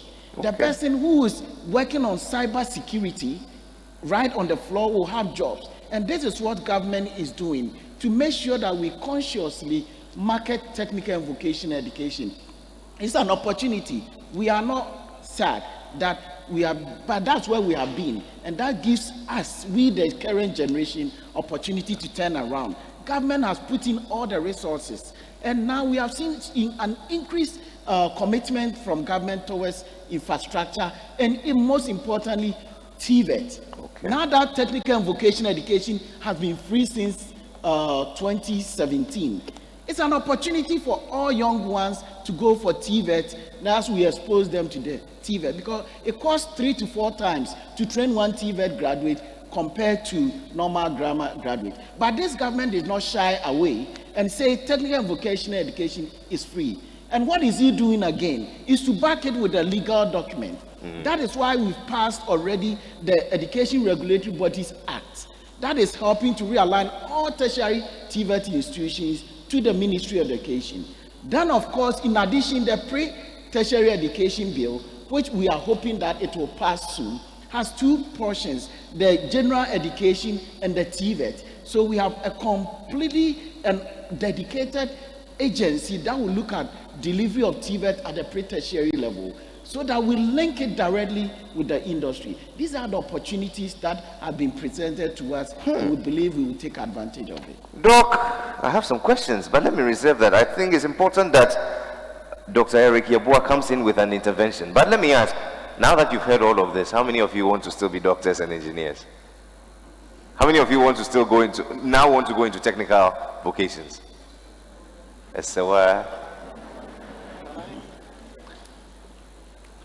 Doc, the floor is yours.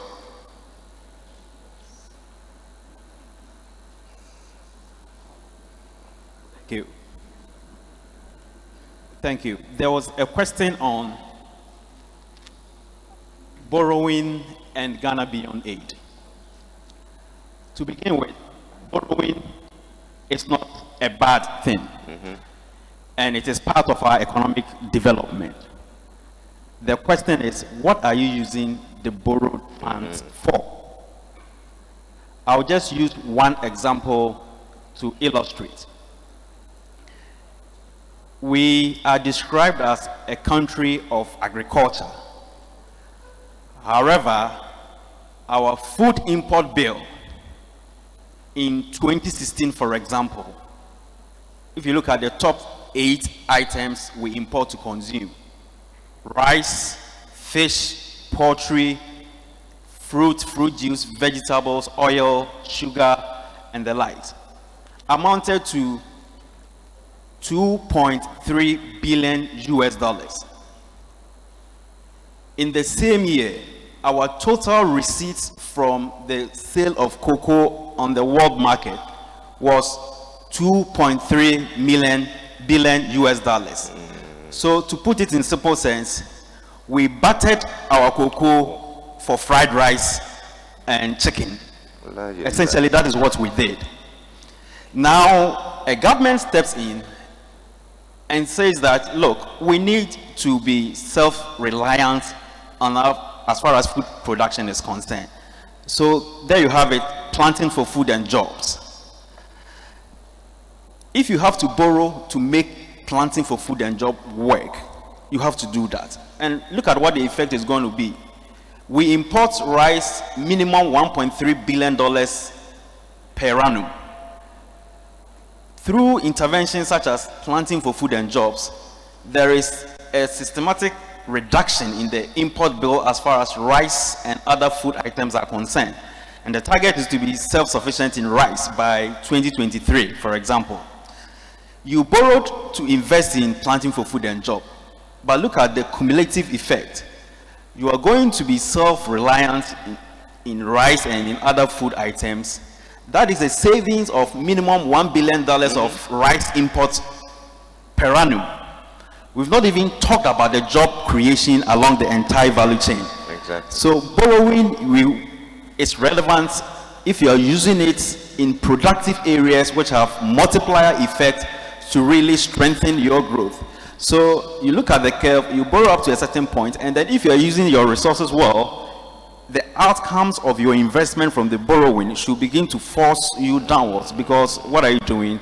You are becoming more self-reliant. But of course, that is even together with the value addition we are doing, adding value to our cocoa, getting more from that, adding value to our bauxite, our iron ore, and the rest. So essentially, these interventions are going to make more resources available to us. And like I said earlier on, aid or borrowing or all these things are functions of resource. And if there are gaps, that's when you need to borrow or you need aid to shore up. But if you can mobilize through all these sources and channels, then you will have to rely on your own. And so borrowing is important, but it depends on what you're using it for. And I think this government is using it for the right purpose. Thank you very much. Thank you very much. Very necessary intervention. But Doc, you come from the area of strategic investments and, you know, all of that. Walk through how we can make, you know, education affordable in Ghana, especially beyond beyond the free SHS, and particularly for our postgraduate education. That was a question that was asked.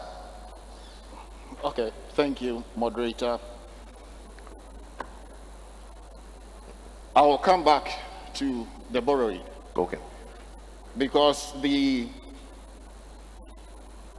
present government, in our manifesto for 2020, post secondary education, with through the student loan trust, we are going to give students the opportunity to borrow and then fund their education. Like the minister was saying, there's somebody who is selling on the Atonsu Road. No money to go into the tertiary sector. When you borrow, you can what? Educate yourself. And then come out with what? A degree. So that is an aspect of what? Wise borrowing. It's not all borrowing that is not good. It is only in the subsector, the sub-Saharan subsector, that we find people finishing school, they get a job, and they have to save till their kingdom come to buy a car. And surprisingly, they will buy a second-hand car, and it will not take them anywhere. In the foreign countries, you finish school and you can borrow. They call it mortgage, but it's a form of borrowing. And then you get your new car, and then you start driving. At a tender age, you can get a car.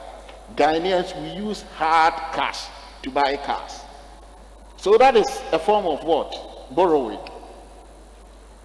Do you get it? It is a wiser borrowing. All that we need to do is to put systems into play so that we can do what? Wise borrowing. So for the person who asked the question about after free SHS, what else? There is this avenue that comes in. There is also a second one which Get Fund and then Scholarship Secretariat are into.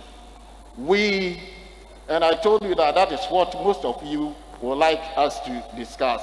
We sponsor students, brilliant students, to go and then do their first degree and then postgraduate and then PhD courses. But I'll come to the TVET question that was asked, and then I add my voice to whatever the previous speaker won. For the TVET, Get Fund is helping in the infrastructure, and we are building the state-of-art infrastructure. We're making TVET schools be more attractive. In Ghana, I think it is only KTI that has Kumasi Technical Institute, that has a school that when you just get into the school, you see that the environment allows you to maybe have the edge to go into it. The TVET that we are building is one of the highest class. When you enter those schools, you even feel proud to be associated with that school. Schools like Prempeh College, Achimota School, and all those, it's their infrastructure that somebody will tell you that I have a bridge in my school and all those things. It has a class. And we are helping COVID to put up these new structures so that you'll be glad to associate yourself with some of those schools. Somebody will ask you, which school are you attending? Just the school, the environment will let you feel happy to belong to that. I will say that I'm a product of TVET. Most of you don't know. You sit here and then you ask yourself, hey, so you have the mentality that TVET is what? FITA. Somebody will call it FITA or something of that sort. I was a teacher at Prempeh College. I taught chemistry. During that time, I did wood technology and management at KUST. Wow. And I went into the timber industry after Prempeh College, worked over there. At age 35, I had already set up my own company. I employed 40 at the peak, 40 workers in that company. I was at that time paying people, and most of my friends were in the public sector, and I had employed people that I was paying. The furniture, doors, and all those things that I were doing comes as a result of what? TVET. So don't sit here and then think that TVET has no future. It is something that I did, and I was able to what? Employ people and then pay. And that has been my backbone till I am here currently. So don't be, you think that, oh, for technical school is nothing good, for technical school is nothing good. Go outside the country and you see that there are people that are paid the highest. Even you can be a medical doctor, you can be a lawyer, you can be, but go outside. You find out that it's what? It's the skill will let you have money every day. Yeah, thank you. So I'll come back to the panel on your closing thoughts, but do we have a few more questions? Yes, sir. Please step to the mic. I see an army at the back. Whoa. Hey.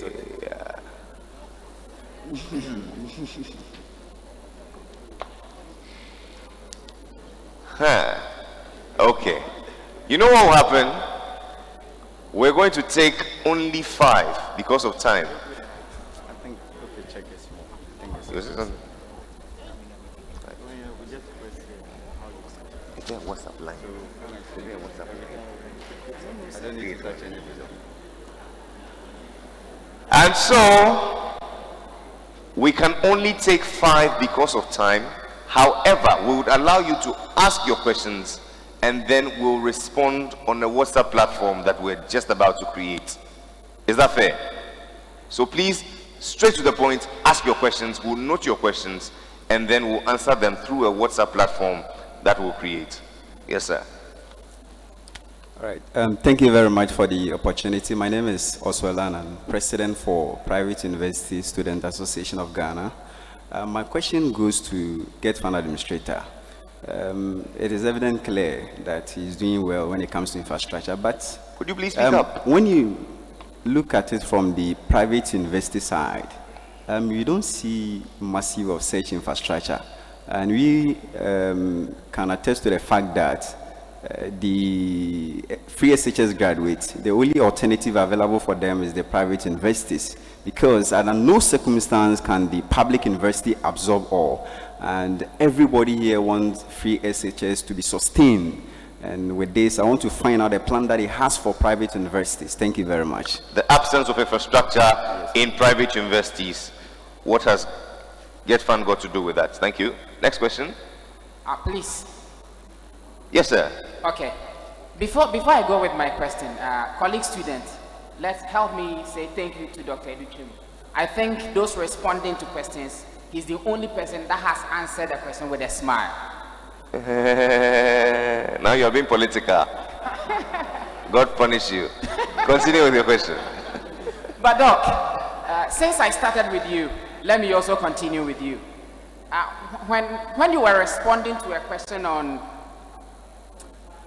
the student loan, you said that effective next year, should the president be maintained, people will have access to the student loan without going through the stress they go through today because of the Ghana car system. I have read from the media and I've heard government communicators say that those who completed SHS this year have an opportunity to enjoy free tertiary education because they wouldn't have to struggle in getting funds to pay for their fees, but through the loan system they can pay. I'm asking, are we going to have a system that those entering senior tertiary institutions effective next academic year will have a loan that will cater for the admission fee, or they will have to fund the admission and then apply whilst in school before they get the loan? Thank you very much. Now, that is just a side question. We can't take, oh no, we can't take more just than one. Please. Just one. This is my major Make question. it straight to the point, please. Yes. I'm referring you, Doc, again to Inclusive Education Policy Statement, document 2015. And then the policy seeks to address the challenges of persons with disabilities, and then including orphans. I am asking, government has constructed schools, we have hospitals and what have you. We are looking for a Ghana beyond aid. Doc, are we putting up schools, or the schools that we have constructed, the dormitories we have, the classrooms, are they disability friendly? Thank you. Thank you. Please, I'm Stephen Fosu Menu, Grassa K University. Please, Doc, we grew up to meet the science resource centers at the various SHS. Visual arts, home economics, they equally do practicals. Are we having plans to establish and stock studios of visual arts to make them functioning than focusing much on the TVET for the various selected areas? That's one. Two, please, Doc, how are we helping teachers to shaping the lifestyle of the or the attitude of the free SHS students? How are we helping teachers to shaping the lifestyle of free SHS students? Thank you very much. And then no, we can't take. I'm sorry. We can take we must take from the back, please. I beg you. But Don't be a liver twist. I beg you. Just let's do that too. Thank Yes, you very sir. much. Thank you very much. My name is Roland Kwe from UPSC. And first of all, I would like to thank the government for the efforts being made to improve the TVET in the country. And I pray that the good people of Ghana will give them the mandate to do more come next year and beyond. Now, my question is, there is TVET, the TVET education in this country that we are all looking at as one that is going on in the classroom and the lab formally. But there is another TVET education that we also ought to look at. And that is the one going on informally at the magazine that is Kumasi, then Kokumpe and the rest. How do we fine-tune the relationship between the two, that is the formal and the informal TVET education, to make sure that we provide an education that is unique and that will help the Ghana Beyond Aid? Thank you very much. Thank you very much. Okay. Good afternoon, everyone. My name is Ismail Mohammed, Grasak UDS. I have two questions. The first question is premised on the theme for today's sitting. That is education at the heart of attaining Ghana Beyond Aid, taking stock of our progress, looking into the future. If I listen keenly to the address by the Honorable Senior Minister, he mentioned the need for attitudinal change on the part of the Ghanaian citizen. My question is, we all know we have three different categories of education: formal, non-formal, informal.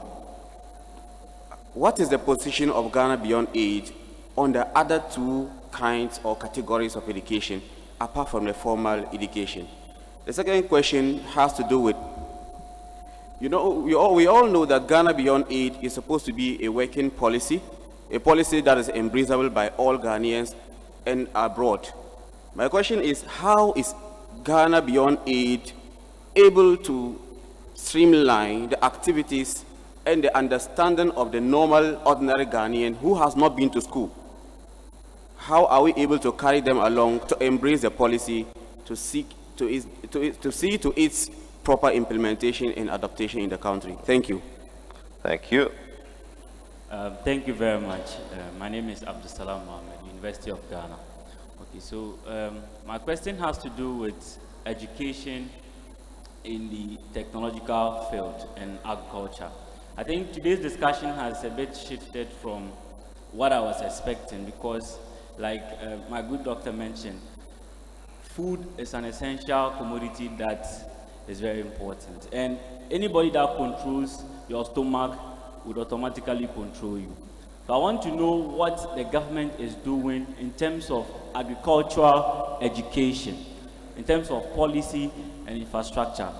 And the second aspect of it is technology in the field of IT. What is the government also doing in terms of policy and infrastructure to enable students who are also venturing into the technological field have access to some of these programs and policies that the TVET students are enjoying? Thank you very much. You sure it's not a long essay question you want us to give you answers? Okay.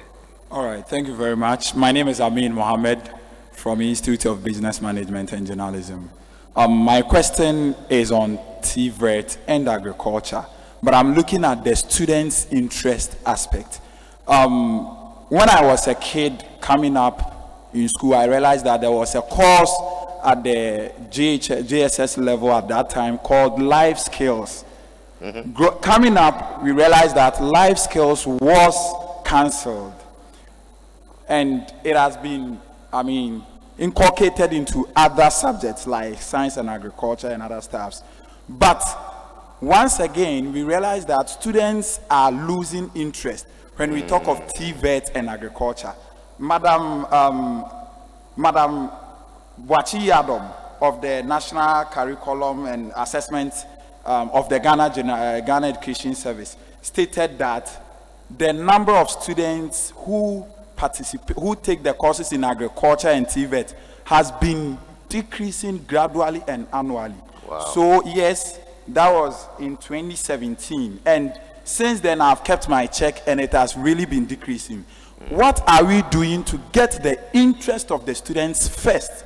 Because as you can see, you ask people to raise their hands and nobody raised their hand. What are we doing to make sure that students are interested in the TVET and agriculture first before we can implement whatever that needs to be done? Thank you. Okay. The interesting thing about all the questions that are coming forth is that you all seem to be revolving around a common area. So we'll take 3 more and then finally we shall revert to our panel. All right. Thank you very much. My name is Hussein Badar Ibrahim, the National Treasurer-elect for Ghana National Union of Technical Students, JUNUT, a former SRC Treasurer for Kumasi Technical University. Thank you very much. Talking about TVET, the attention has been on the purely technical and vocational institutions. Okay. My question is, what is government plans of expanding the infrastructure in the secondary technical institutions? You know, we have the second cycle institution who offer both technical courses and then secondary courses, like Kumasi Secondary Technical School or my own school, Armed Forces Senior High Technical School. What is government plans of expanding the technical infrastructure in those institutions? And then also, I would like to make these suggestions. There are people in the various technical institutions or the various technical universities who have ideas or innovation to bring on board. Some of these ideas are even brought up. We launch them and then that's all. Example, Kumasi Technical University, formerly Kumasi Polytechnic, invented an electrical car, invented a fufu pounding machine, and so on. But however, after launching of these products or these innovations, it ends there because the institution or the individuals do not have resources to expand the production of these things they produce. So I will humbly suggest that government should come in and help these people or these institutions who are able to invent, okay, who are able to create or produce certain things. Let's help them expand their production. If they're able to expand their production, they create employment. It will curb unemployment rate in the country. If they're able to expand, we will sell, we will get revenue in the country. We can even export them, which will give us foreign exchange. And then also the workers will pay taxes, which will help us generate revenue for the country. Thank you very much. Thank you, thank you, thank you, thank you. Okay, sir. Yeah, good afternoon. Please, I'm Ebenezer Opoku-Mensah, the SRC president of CK Tedem University of Technology and Applied Sciences, Navrongo. Okay. My question is, in May, the Navrongo campus of UDS and the WA campus of UDS became an autonomous university. And I know of Kumasi campus of UUW2 and a new university too in Somenya. So what is the ministry doing to promote these universities? Because I'm the president, I get access to those who have applied so far. Even though our application is free, you don't have to buy any form, but the turnout is very low. So what is the government doing to promote these new universities? Thank you. Thank you very much. Okay. So we shall take the last but one and then the very last one. Good afternoon. My name is Evans Thompson, UPSA. I believe we've chosen a very good theme, education at the heart of attaining Ghana beyond aid. I also believe that quality education is more like the nourishment that the entire education system needs. I listened very carefully and heard the senior minister, the revered Honorable Safo Mafu, when he mentioned that in 7 years, we've now recorded the highest ever grade or aggregate in, when it comes to core mathematics. Is there a question or a suggestion? Yes, that's the preamble. Please, we don't need preamble. Shoot straight to your question. Exactly. We have 20 minutes to wrap up this entire experience. Thank you very much. There was a statement issued by NUGS, National Union of Ghana Students, the body in whose name all students here are congregated. And they said that hold WAEC responsible for 2020 WASI leaks. My question touches on how we assess students, because if we put in all the measures. What is the question? Please, what's the question? Free SHS, and our mode of assessing the students are flawed, because in this same statement. Senior, What is your question? The question is, Yes. how, or with the SHS students? No. With So you now, how do we assess you? What is the question? Simple. No, I've laid the foundation. Maybe you should just allow me. How do we think we can tweak the minds of SHS students to believe in Ghana beyond aid? Thank you. That's the If question. they believe that they have to get some unglorified aid Forget all when the it comes to examination. Forget all the elaborations. That's the question. Thank you very much. A round of applause for him. Please, you have the. Thank you. My name is Yusuf Suleiman, postgraduate student of this very institution and the FC of National Grassac. When it comes to knowledge and understanding at the basic level and second cycle, teachers are very excellent in impacting this. But the application of this knowledge and understanding is a problem. So I want to say, as we seek to achieve Ghana beyond aid, we should have a system whereby at the basic and second cycle institution, we get teachers who can teach the application of the knowledge. That's very fundamental. But the point is, when these teachers get the opportunity to get a higher education, that will enable them teach the application. That's when they lead to a higher education, like the tertiary institution. The whole fundamental thing is a teacher will never receive a salary of a minister, but we should have a system. And I want to ask the Honorable Minister, for example, we made mention of the mortgage system. So if this teacher having a PhD, teaching at the basic level, knows that his future is secured and that of his family, he wants to stay there rather than wanting to go to a tertiary institution. Thank you very much. So the question is, Ghana beyond aid, what role or how are we putting the teacher at the center of educational development? Thank you. Thank you. Thank you. Thank you.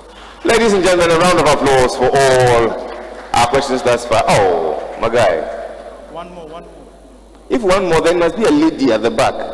Madam, you have the last one, and then we are off. MTN Yellow, take it away. Good afternoon. My name is Deborah Ayariga, Jemta National Women's Commissioner. My question is based on the nursing fraternity.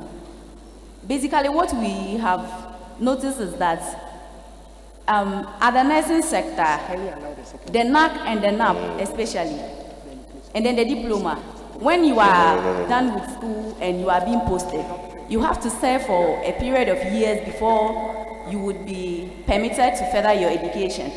But for this time around, we have also been educated that you will be able to further your education after your certificate or your diploma certificate.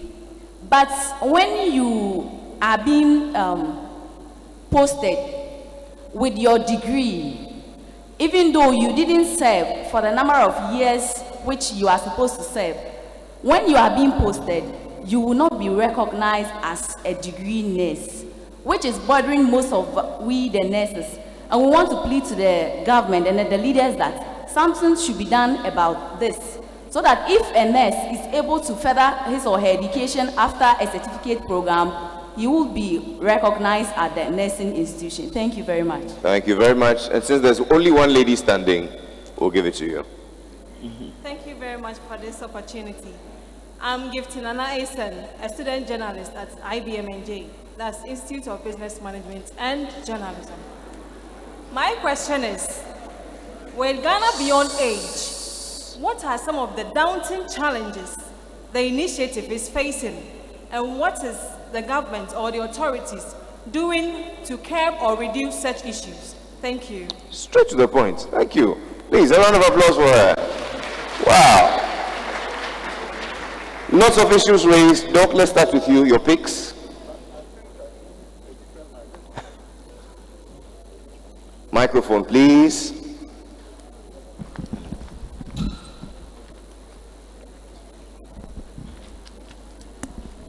Wow, a lot of questions. A raft of issues.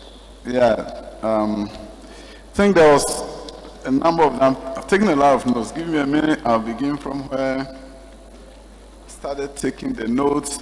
Yeah, there was a young man who was talking about WAEC and leakages. And if children think they can cheat in the exams, how do you get the country beyond? It's a very, very important question. I think that was a question about changing attitudes. But you see, in education, there are three things that take place. There's something that we call the explicit curriculum. That is what you go to learn. There's also something called the null curriculum.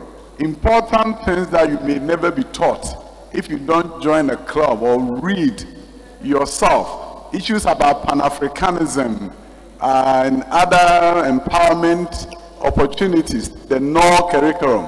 One most important curriculum that you don't hear about is what is called the hidden curriculum. Nobody teaches you the hidden curriculum. You pick it up yourself through norms, values, and procedures. And sometimes in our part of the world, the hidden curriculum is even more profound than the explicit curriculum. I visited a number of schools where after I addressed the students, various high schools, after I addressed the students, during the course of my speech, when they hear my story, going to America and coming back, they will clap. When I finished and I asked them, do you have any question for me? Nobody will raise their hand. They have been socialized to think that when the teacher speaks, that is it. They've been socialized to think that when the teacher is talking, you take notes. And at the time of the exams, you give it back to the teacher. So our students are not willing to verbalize and be assertive and communicate their ideas. So in as much as we want them to be engineers and do TVET, if we do not improve the hidden curriculum, if we do not get the students to be respectfully assertive, to offer their suggestions, and to allow the teachers to also understand that the views of the students are very important, going to Ghana beyond it becomes a problem, because you see, the best engineer is not the person who can just understand what engineering is about, but the person who can ask the right questions and has good listening skills, so that when the client is talking, the person keeps quiet and hear the client. And that is an acculturation process we have to have in our school system. So yes, if we do not stop cheating on exams, it defeats the purpose of attitudinal change that will bring about the Ghana Beyond Aid. If you can cheat on the exams, you are being told that when you go to work, you can also cheat on the system. So that is why my personal, this is not a ministry position, but I believe that WAEC have to look at the best practices that is done around the world. In California, before we went online testing, we printed about 15 versions of the same test. So when you're sitting next to your friend, your questions are different. And even when the questions were the same, my question 1 is your question 20. And within the multiple choice, my answer is B and yours is C. So if some teachers go and hire somewhere to come and help you, they cannot answer all the 15 versions. And I think that's why we need to make it impossible for every student, for no student to cheat. It should be impossible. So when I think that the questioner was saying that we need to educate the children to know that they will not cheat. Children will be children everywhere you find them. If you give the opportunity, they will cheat. But we should make it impossible for anybody to cheat. And I think that is where we should head, so that we can stamp our cheating. You see, if we can allow cheating to take place in schools, we cannot produce the right caliber of people that will take Ghana beyond aid. Because if you can cheat, good relationship. Teachers don't have to teach. During the exams, will help you. So the students will also say, oh, the teachers are going to help us. And that is why you heard on the last exams, students went on a rampage because they were expecting certain questions to come. Are you serious? Going on rampage because you were not allowed to cheat? We need to get to that day where nobody has the opportunity to cheat because we've actually stamped it out altogether, and I can't wait to see that day, and hopefully it will come soon. Yes. Now, STEM, artificial intelligence, coding, there was a question about how do we do that. The government is building, as I speak with you, 20 STEM centers across the country. And that will give you the opportunity, those of you into STEM, you get the same opportunity as those who are doing science and they have their labs. So I think that is going to be taken care of. There was a question about CKTM University. I think by standing here and talking about your school, you are promoting the school to all the students who want to come there.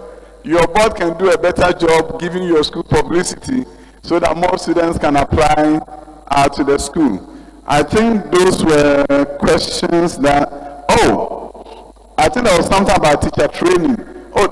I think this person probably has gone to College of Education. We were talking about teachers are teaching at the level of knowledge and understanding, and the moment they are prepared or they are equipped to teach at application, they leave. But you see, application is not the highest level. It is creation that is the highest level.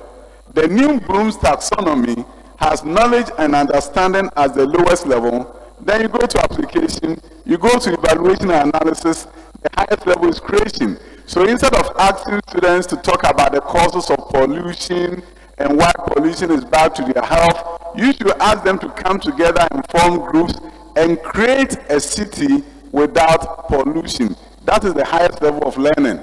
And that is where our curriculum should be heading. And yes, I can understand the situation that you described, but also have opportunity now for new teachers to have a bachelor's degree. So the frustration that accompanies people with a diploma and now they have to go and pay to do top up and all those things are now over. Those who are going to third year of College of Education, whether they're going to teach at KG or primary school, will have a bachelor's degree.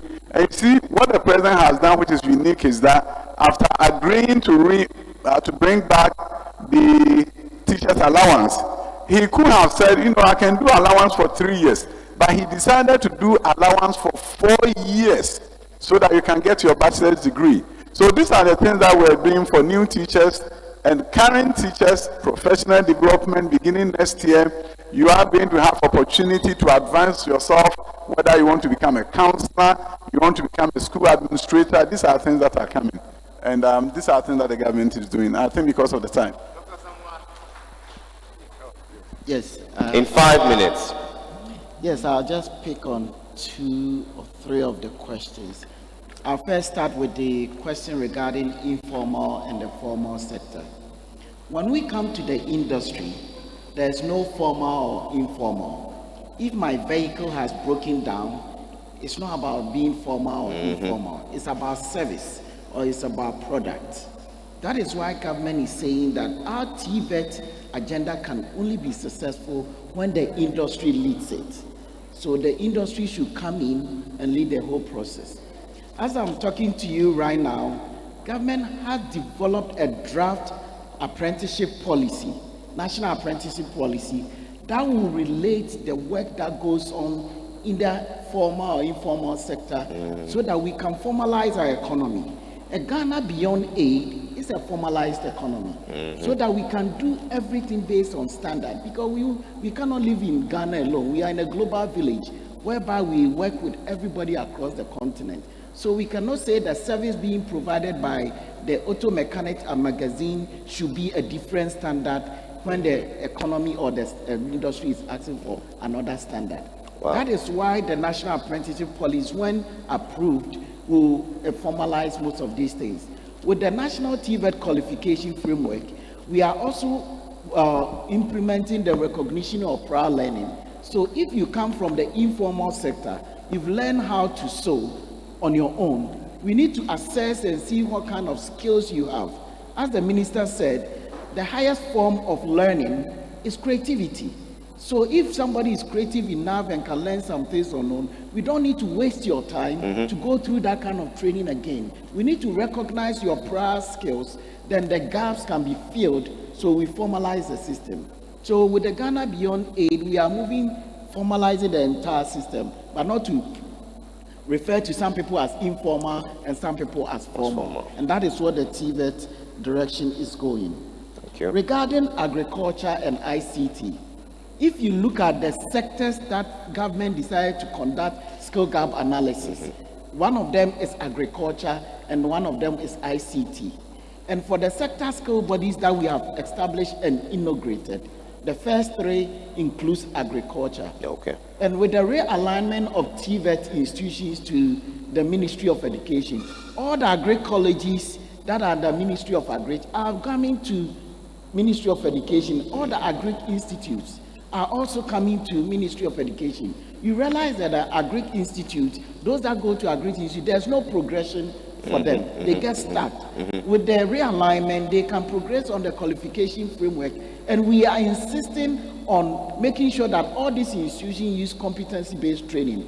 With the competency-based training, 70% of what you are learning is on the field, is on the job. So if I'm an agri student on level 4, I spend 70% of my time on the field. So I don't come back to come and sit in an office to say that I'm looking for a government job. Because I'm used to 70% being in the field and helping people, I came out creating my own job or helping the local farmer to move to the next level.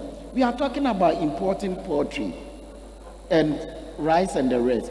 If we can improve and we don't have extension officers, but more dignified positions and recognized on the qualification framework, as well as by the industry, people will get a better pay because the industry also understands them. They know their worth and what they are contributing to their sector, so they can enjoy remuneration better. So they won't think about moving to other places. Doc, we'll just have to hold it there. Thank you. Mr. Boydu, in 3 minutes, please. Your take. Yeah. Hello. Yeah. I think two questions were directed towards me, and one, it's something that I can speak about.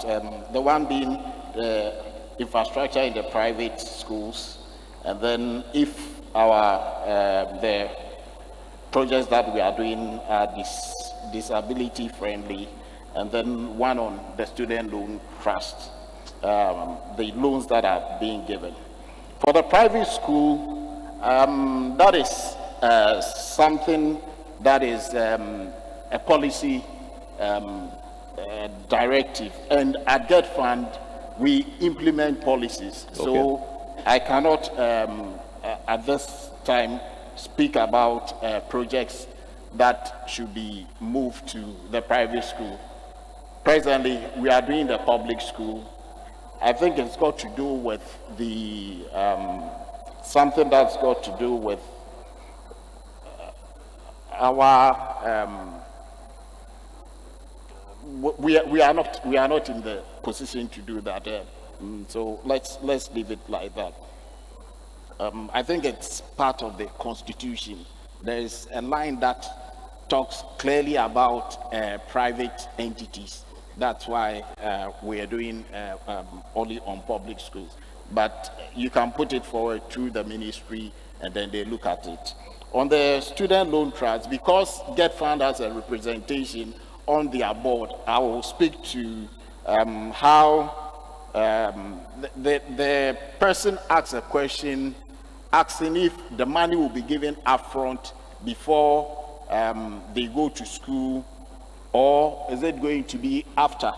I'm taking the practical point of view, because we also give scholarship to students, which is also a sort of funding. It goes in a process. Let's Legon, for instance, they are taking in new students application. I think the deadline is tomorrow or so. The award letters come, and then we open, and they have to apply. It takes about a month, 2 or 3 before we give them the award letter. By that time, if the university is asking you to make a deposit, and you are waiting for Get Fund to give you that letter, by the time the letter comes, you'll be out of the university. So for the loan, student loan trust, it's the same thing. It takes a time before you'll be able to access it. So okay. So I will advise you at the starting point where you are entering. Oh no, you go on. Where you are entering, if you can find something, I think it will be better. Unless the policy changes. Yeah, unless the policy changes. And I think the minister can talk to the policy. So in a short while, we wrap up this experience with the senior minister. He will share his final thoughts. But Sandra, you have your final remarks on this panel. Let's have the mic. Okay.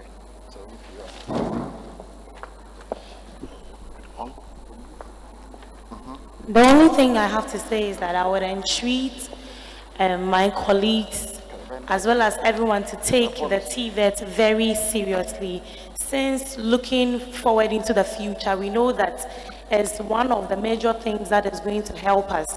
So I would say that I would tell my colleagues not to shy away from it, but then take it into consideration. Because looking at the TVET, that is where the money maker is. So why don't we look there, and at the end of the day, we'll all say that we have been able to get to the Ghana Beyond Aid dream. Thank you very much. Thank you very much. It falls to the senior minister, our guest of honor, to share the final remarks and to bring closure to this whole discourse. Ladies and gentlemen, a round of applause.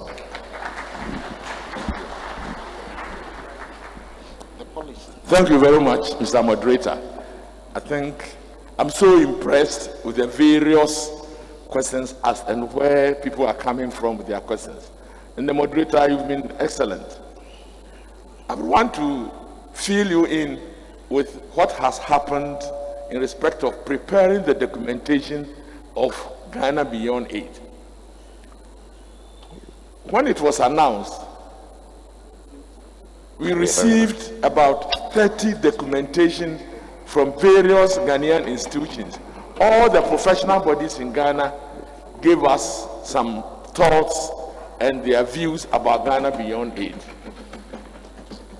We received a number of contributions from Ghanaians outside Ghana. That was the most impressive part of the whole thing. Ghanaians show so much interest on this Ghana Beyond Aid. So we received papers from the US, from Germany, from UK, on their views about Ghana Beyond Aid. So when we finished our first draft, we also decided to do consultation so that we identify challenges. So as a group, our first draft, we went to the Council of State to discuss with the Council of State. We went to the National House of Chiefs to discuss our thoughts, the National House of Chiefs. We invited all civil societies to a forum and discussed with the civil society. We met all the faith-based organizations, the Christian Council, the Muslim Council, everybody, to share our views on them. Now, Ghana Beyond Aid has been interpreted by some development partners that Ghana is not interested in aid. And therefore, immediately, we have to meet all development partners from the World Bank to every country and to say, no, Ghana Beyond Aid is not saying that we are not interested in aid. We are saying that we must develop such that we can exist without the aid. But if anybody wants to give us aid, we will welcome it. We made it very clear, and the development partners were very happy. But at first, they were a little confused about the way we had put it. And we want to emphasize, Ghana Beyond Aid is not that Ghana is against getting aid or support from any other country. The biggest borrower of this whole world is America. No country lives without borrowing. So when we talk about aid or borrowing, it's commingled. We take from each other, but you cannot want to develop based on aid coming from other people. I want to give you one interesting example of the need for us to also depoliticize the Ghana Beyond Aid.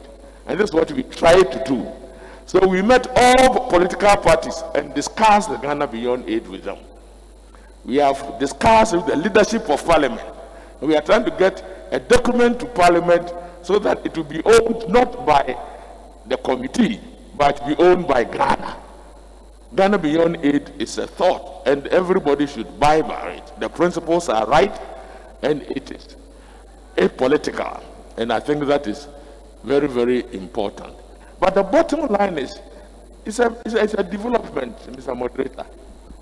Ghana and Cote d'Ivoire, the two countries, we produce 60% of the world cocoa. 60% of the world cocoa. And we earn $5.5 billion, the two countries, from selling our cocoa beans to the world. The chocolate industry has a turnover money of 120 billion. So though we produce 60% of the world cocoa, we are getting about 5% of the whole business of the industry that depends on our raw materials. So it means the way forward is value addition. We must add value to our raw materials. We cannot continue to be selling things raw. When you add value as a way of development, then you are providing employment. If you buy chocolate from outside, you are virtually not providing jobs to your own people. You are paying for other people's labor. You must avoid that. So the way to go is value addition, is to industrialize. It's the transformation of the economy. It's to make sure that you feed yourself. How do you use your total cocoa export to pay for chicken and fish and rice import? How? Your total cocoa export is just about enough to pay for the importation of food when you can produce the same food yourself. So you've got to change the dynamics of managing the economy and make sure that you take all these steps. And to me, that is Ghana Beyond Aid. Rationalizing the way you manage your economy and making sure that you guarantee a prosperous future for the youth. Thank you very much. Ladies and gentlemen, a resounding round of applause for our guest of honor, the Senior Minister of the Republic, the Honorable Yao Osafo-Mafo. And this is where I say many thanks to my very amazing panelists, Dr. Yao Osei-Duchum, Deputy Minister of Education. A round of applause. Let's hear it up for Dr. Fred Che Asamoah, the CEO of COTVET. Mr. Richard Boedu is the admin of the GET Fund, and Sadra Boating is the president of the Greater Accra Students Representative Council. A round of applause for all of them. It is evident, please be seated. It is evident that this is just the beginning. There is more in terms of the dialogue. But once we've come to that realization that the Ghana Beyond Aid is nothing short of a change in values, mindsets, all for sustainable development, I believe we've set in motion something which posterity, this generation and posterity, will be proud of. I'm told we have a great friend of ours who is here to say thank you to the Senior Minister and to all the partners who have made this possible. Ladies and gentlemen, if it pleases you, please welcome, just a minute.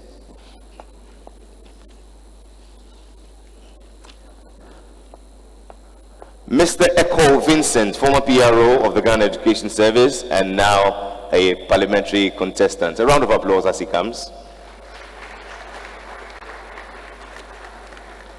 After which we shall have group photographs. I shall be calling various groups and individuals to come for. Ladies and gentlemen, Mr. Echo Vincent for the vote of thanks.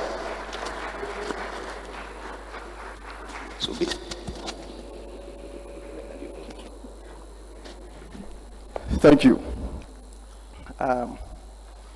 Well, I'm also an alumni of Kenya University.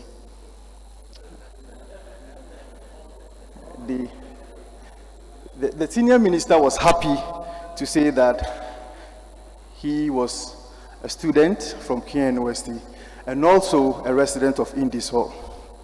So if he was proud about Indies Hall, then I would be prouder to have been from Conti.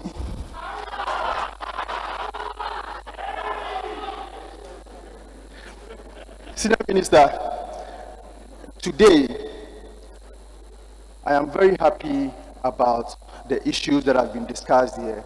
Ordinarily, having my deputy minister and all my bosses here, I shouldn't have said anything again. But it is important to state that, or it is important to ask this question: why is it that countries like Taiwan, countries like Japan, countries like Singapore, when you compare their natural resources to that of Ghana, Ghana is doing much better than them? But they are able to simulate the best of developmental stories across the world. It tells you something. What it tells you is that they are doing something right, which we are not doing. And largely, it can be contributed to the fact that they have taken education as one of the pivotal roles of these Asian tigers to be able to develop their country. I have no doubt that His Excellency the President Nana Addo Akufo-Addo have shown similar commitment since 2017 to date, that we are improving on human capital so that we'll be able to have the necessary skill set to develop our nation, so that Ghana can indeed move beyond aid. I'm grateful to the Almighty God for giving us this opportunity for us to have this program. We are grateful to him that for the past 3 to 4 hours, we've had a very successful program. We are most grateful to the Senior Minister, the Honorable Osafo Mafu, for being the special guest of honor and giving us a powerful speech, a powerful insight as to what the government is doing in terms of education. We are also grateful to the Deputy Minister of Education, Dr. Yawose Edushum, the Get Fund boss, the Codvet CEO. Today happens to be his birthday. I actually sent him a message this morning around 6 a.m. Saying a happy birthday to him. So today is one of his birthdays. And with the kind of insight that he has also thrown as far as TVET is also concerned, we are also grateful to him. Once again, we are also grateful to the organizers for the program, especially Nooks, for such hard work that they put to make sure that this program becomes a success. We are also grateful to everybody in here who came to support, especially our free SHS beneficiaries who came to also learn something about what the government is doing in terms of education. Tomorrow, so what is the Akoko Bonwa na Nooks and the government of Ghana and the Damwase some of us are Jumedi. We are grateful to all of you. Thank you so much.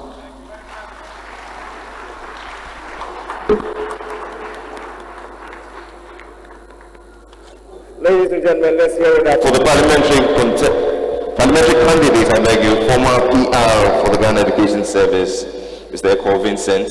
Thank you for thanking us so much. I always say, okay, it's for this reason that I'm pleased to invite back on stage our senior minister as he makes a presentation to all our speakers. Please welcome him warmly as he comes.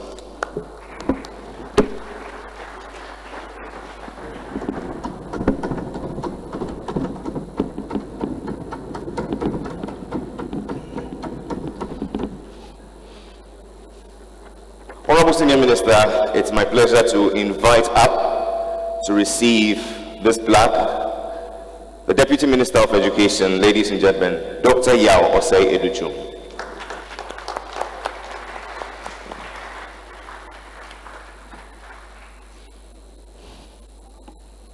And this is from the Senior Minister with heartfelt gratitude to you for coming to share your knowledge with us on this great event. Ladies and gentlemen, a round of applause. Okay. Honorable, would you be kind as to please join us here? We'll take a group photograph, please.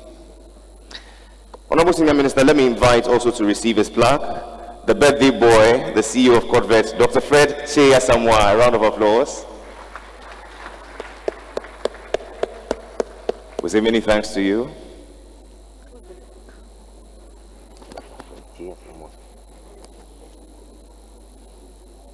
I'm told we have a special birthday one for you.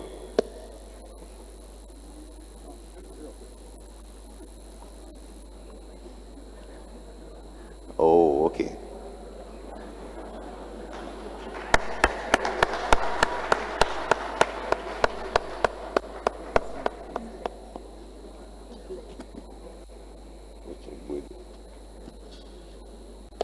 We say many thanks to you, Dr. Fred Cheya Samwa. Please join Dr. Educhum here. Honorable Senior Minister, the Administrator of the Get Fund, Mr. Richard Bwedu.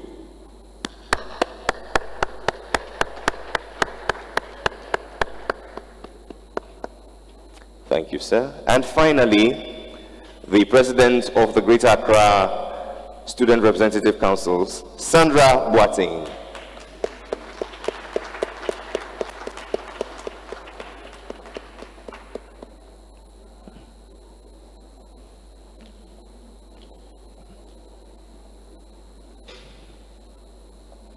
I shall now invite you all to please join the Senior Minister right here in the middle.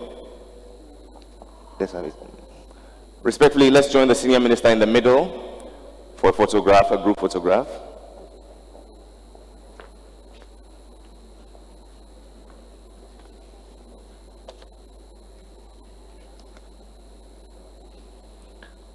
And while you're at that, let me invite the SRC President, together with Dr. Eric Yaboa, to please join them.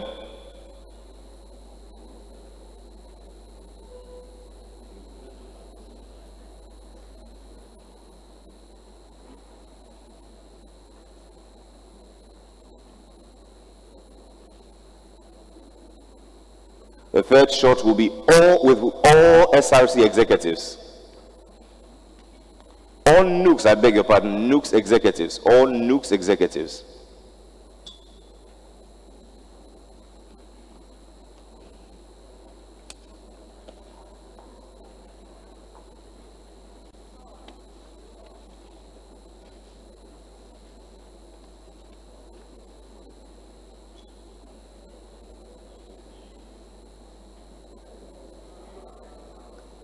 And finally, all SRC presidents and student body groups, leaders of the various student body groups, and all SRC presidents, please join. Just representatives.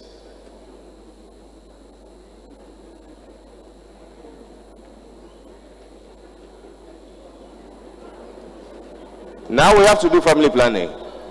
Huh. Okay.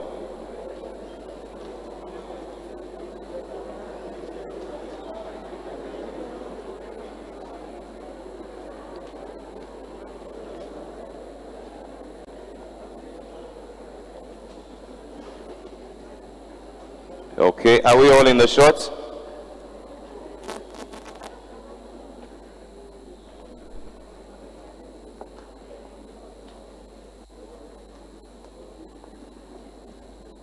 Okay, please stay behind, everybody please stay behind. Honorable Senior Minister, have you taken a selfie before, please? Do you have your phone here? Have you taken a selfie before? I'll show you how you do it. As young people, this is what we do, right? So ladies and gentlemen, let's all rise with our phones in our hands, turn your cameras on, and please turn with your backs facing the Senior Minister and the entire crew on stage. The Senior Minister is going to take a selfie for the first time in his life, and we're going to help him do that. Are we ready? So when I say Ghana Beyond Aid, you are going to say toward a wiser Ghana. Are we ready? Oh, come on, are you ready? As many as can, please turn your backs to face us. Are we good to go? Okay. Honorable Senior Minister, are you ready? Okay. And so Ghana Beyond Aid, toward a wiser Ghana. Ghana Beyond Aid.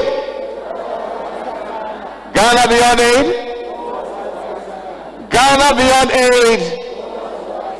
Now select the best out of the three with the hashtag Ghana Beyond 8 and the hashtag Toward a Better Ghana. Send the message out there on all social media platforms. This is how we begin our move toward a wiser, inclusive, sustainable, empowered, and resilient Ghana. Let's all rise as we recite the pledge to affirm our faith and hope in this country.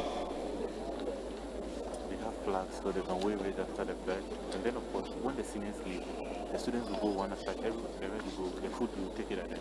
Ladies and gentlemen, the pledge. If we're ready, we're not close. Hello. And now the pledge.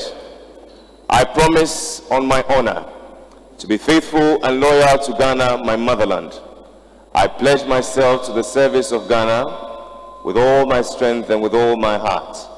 I promise to hold in high esteem our heritage won for us through the blood and toil of our fathers, and I pledge myself in all things to uphold and defend the good name of Ghana.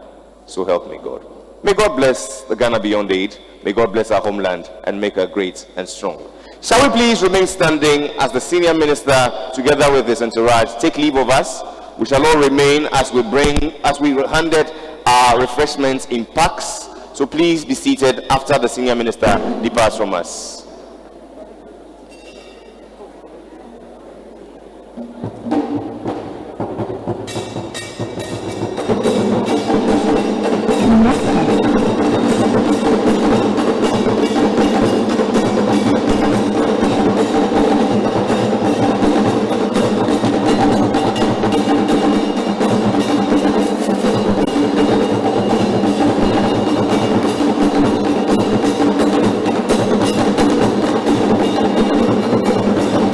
Ladies and gentlemen, please be seated.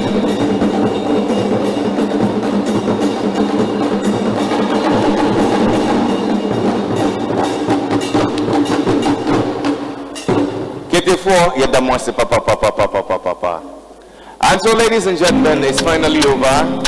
I believe you're leaving here with great knowledge, great wisdom about the Ghana Beyond 8. Your refreshments will be served you shortly. All those outside, please make your way in. If you don't come in, you're not getting your refreshments. Please. And so let's just wait for a little while. We'll all be handed our refreshments. My name is Jerry Ajololo, and I thank you for the pleasure of your company.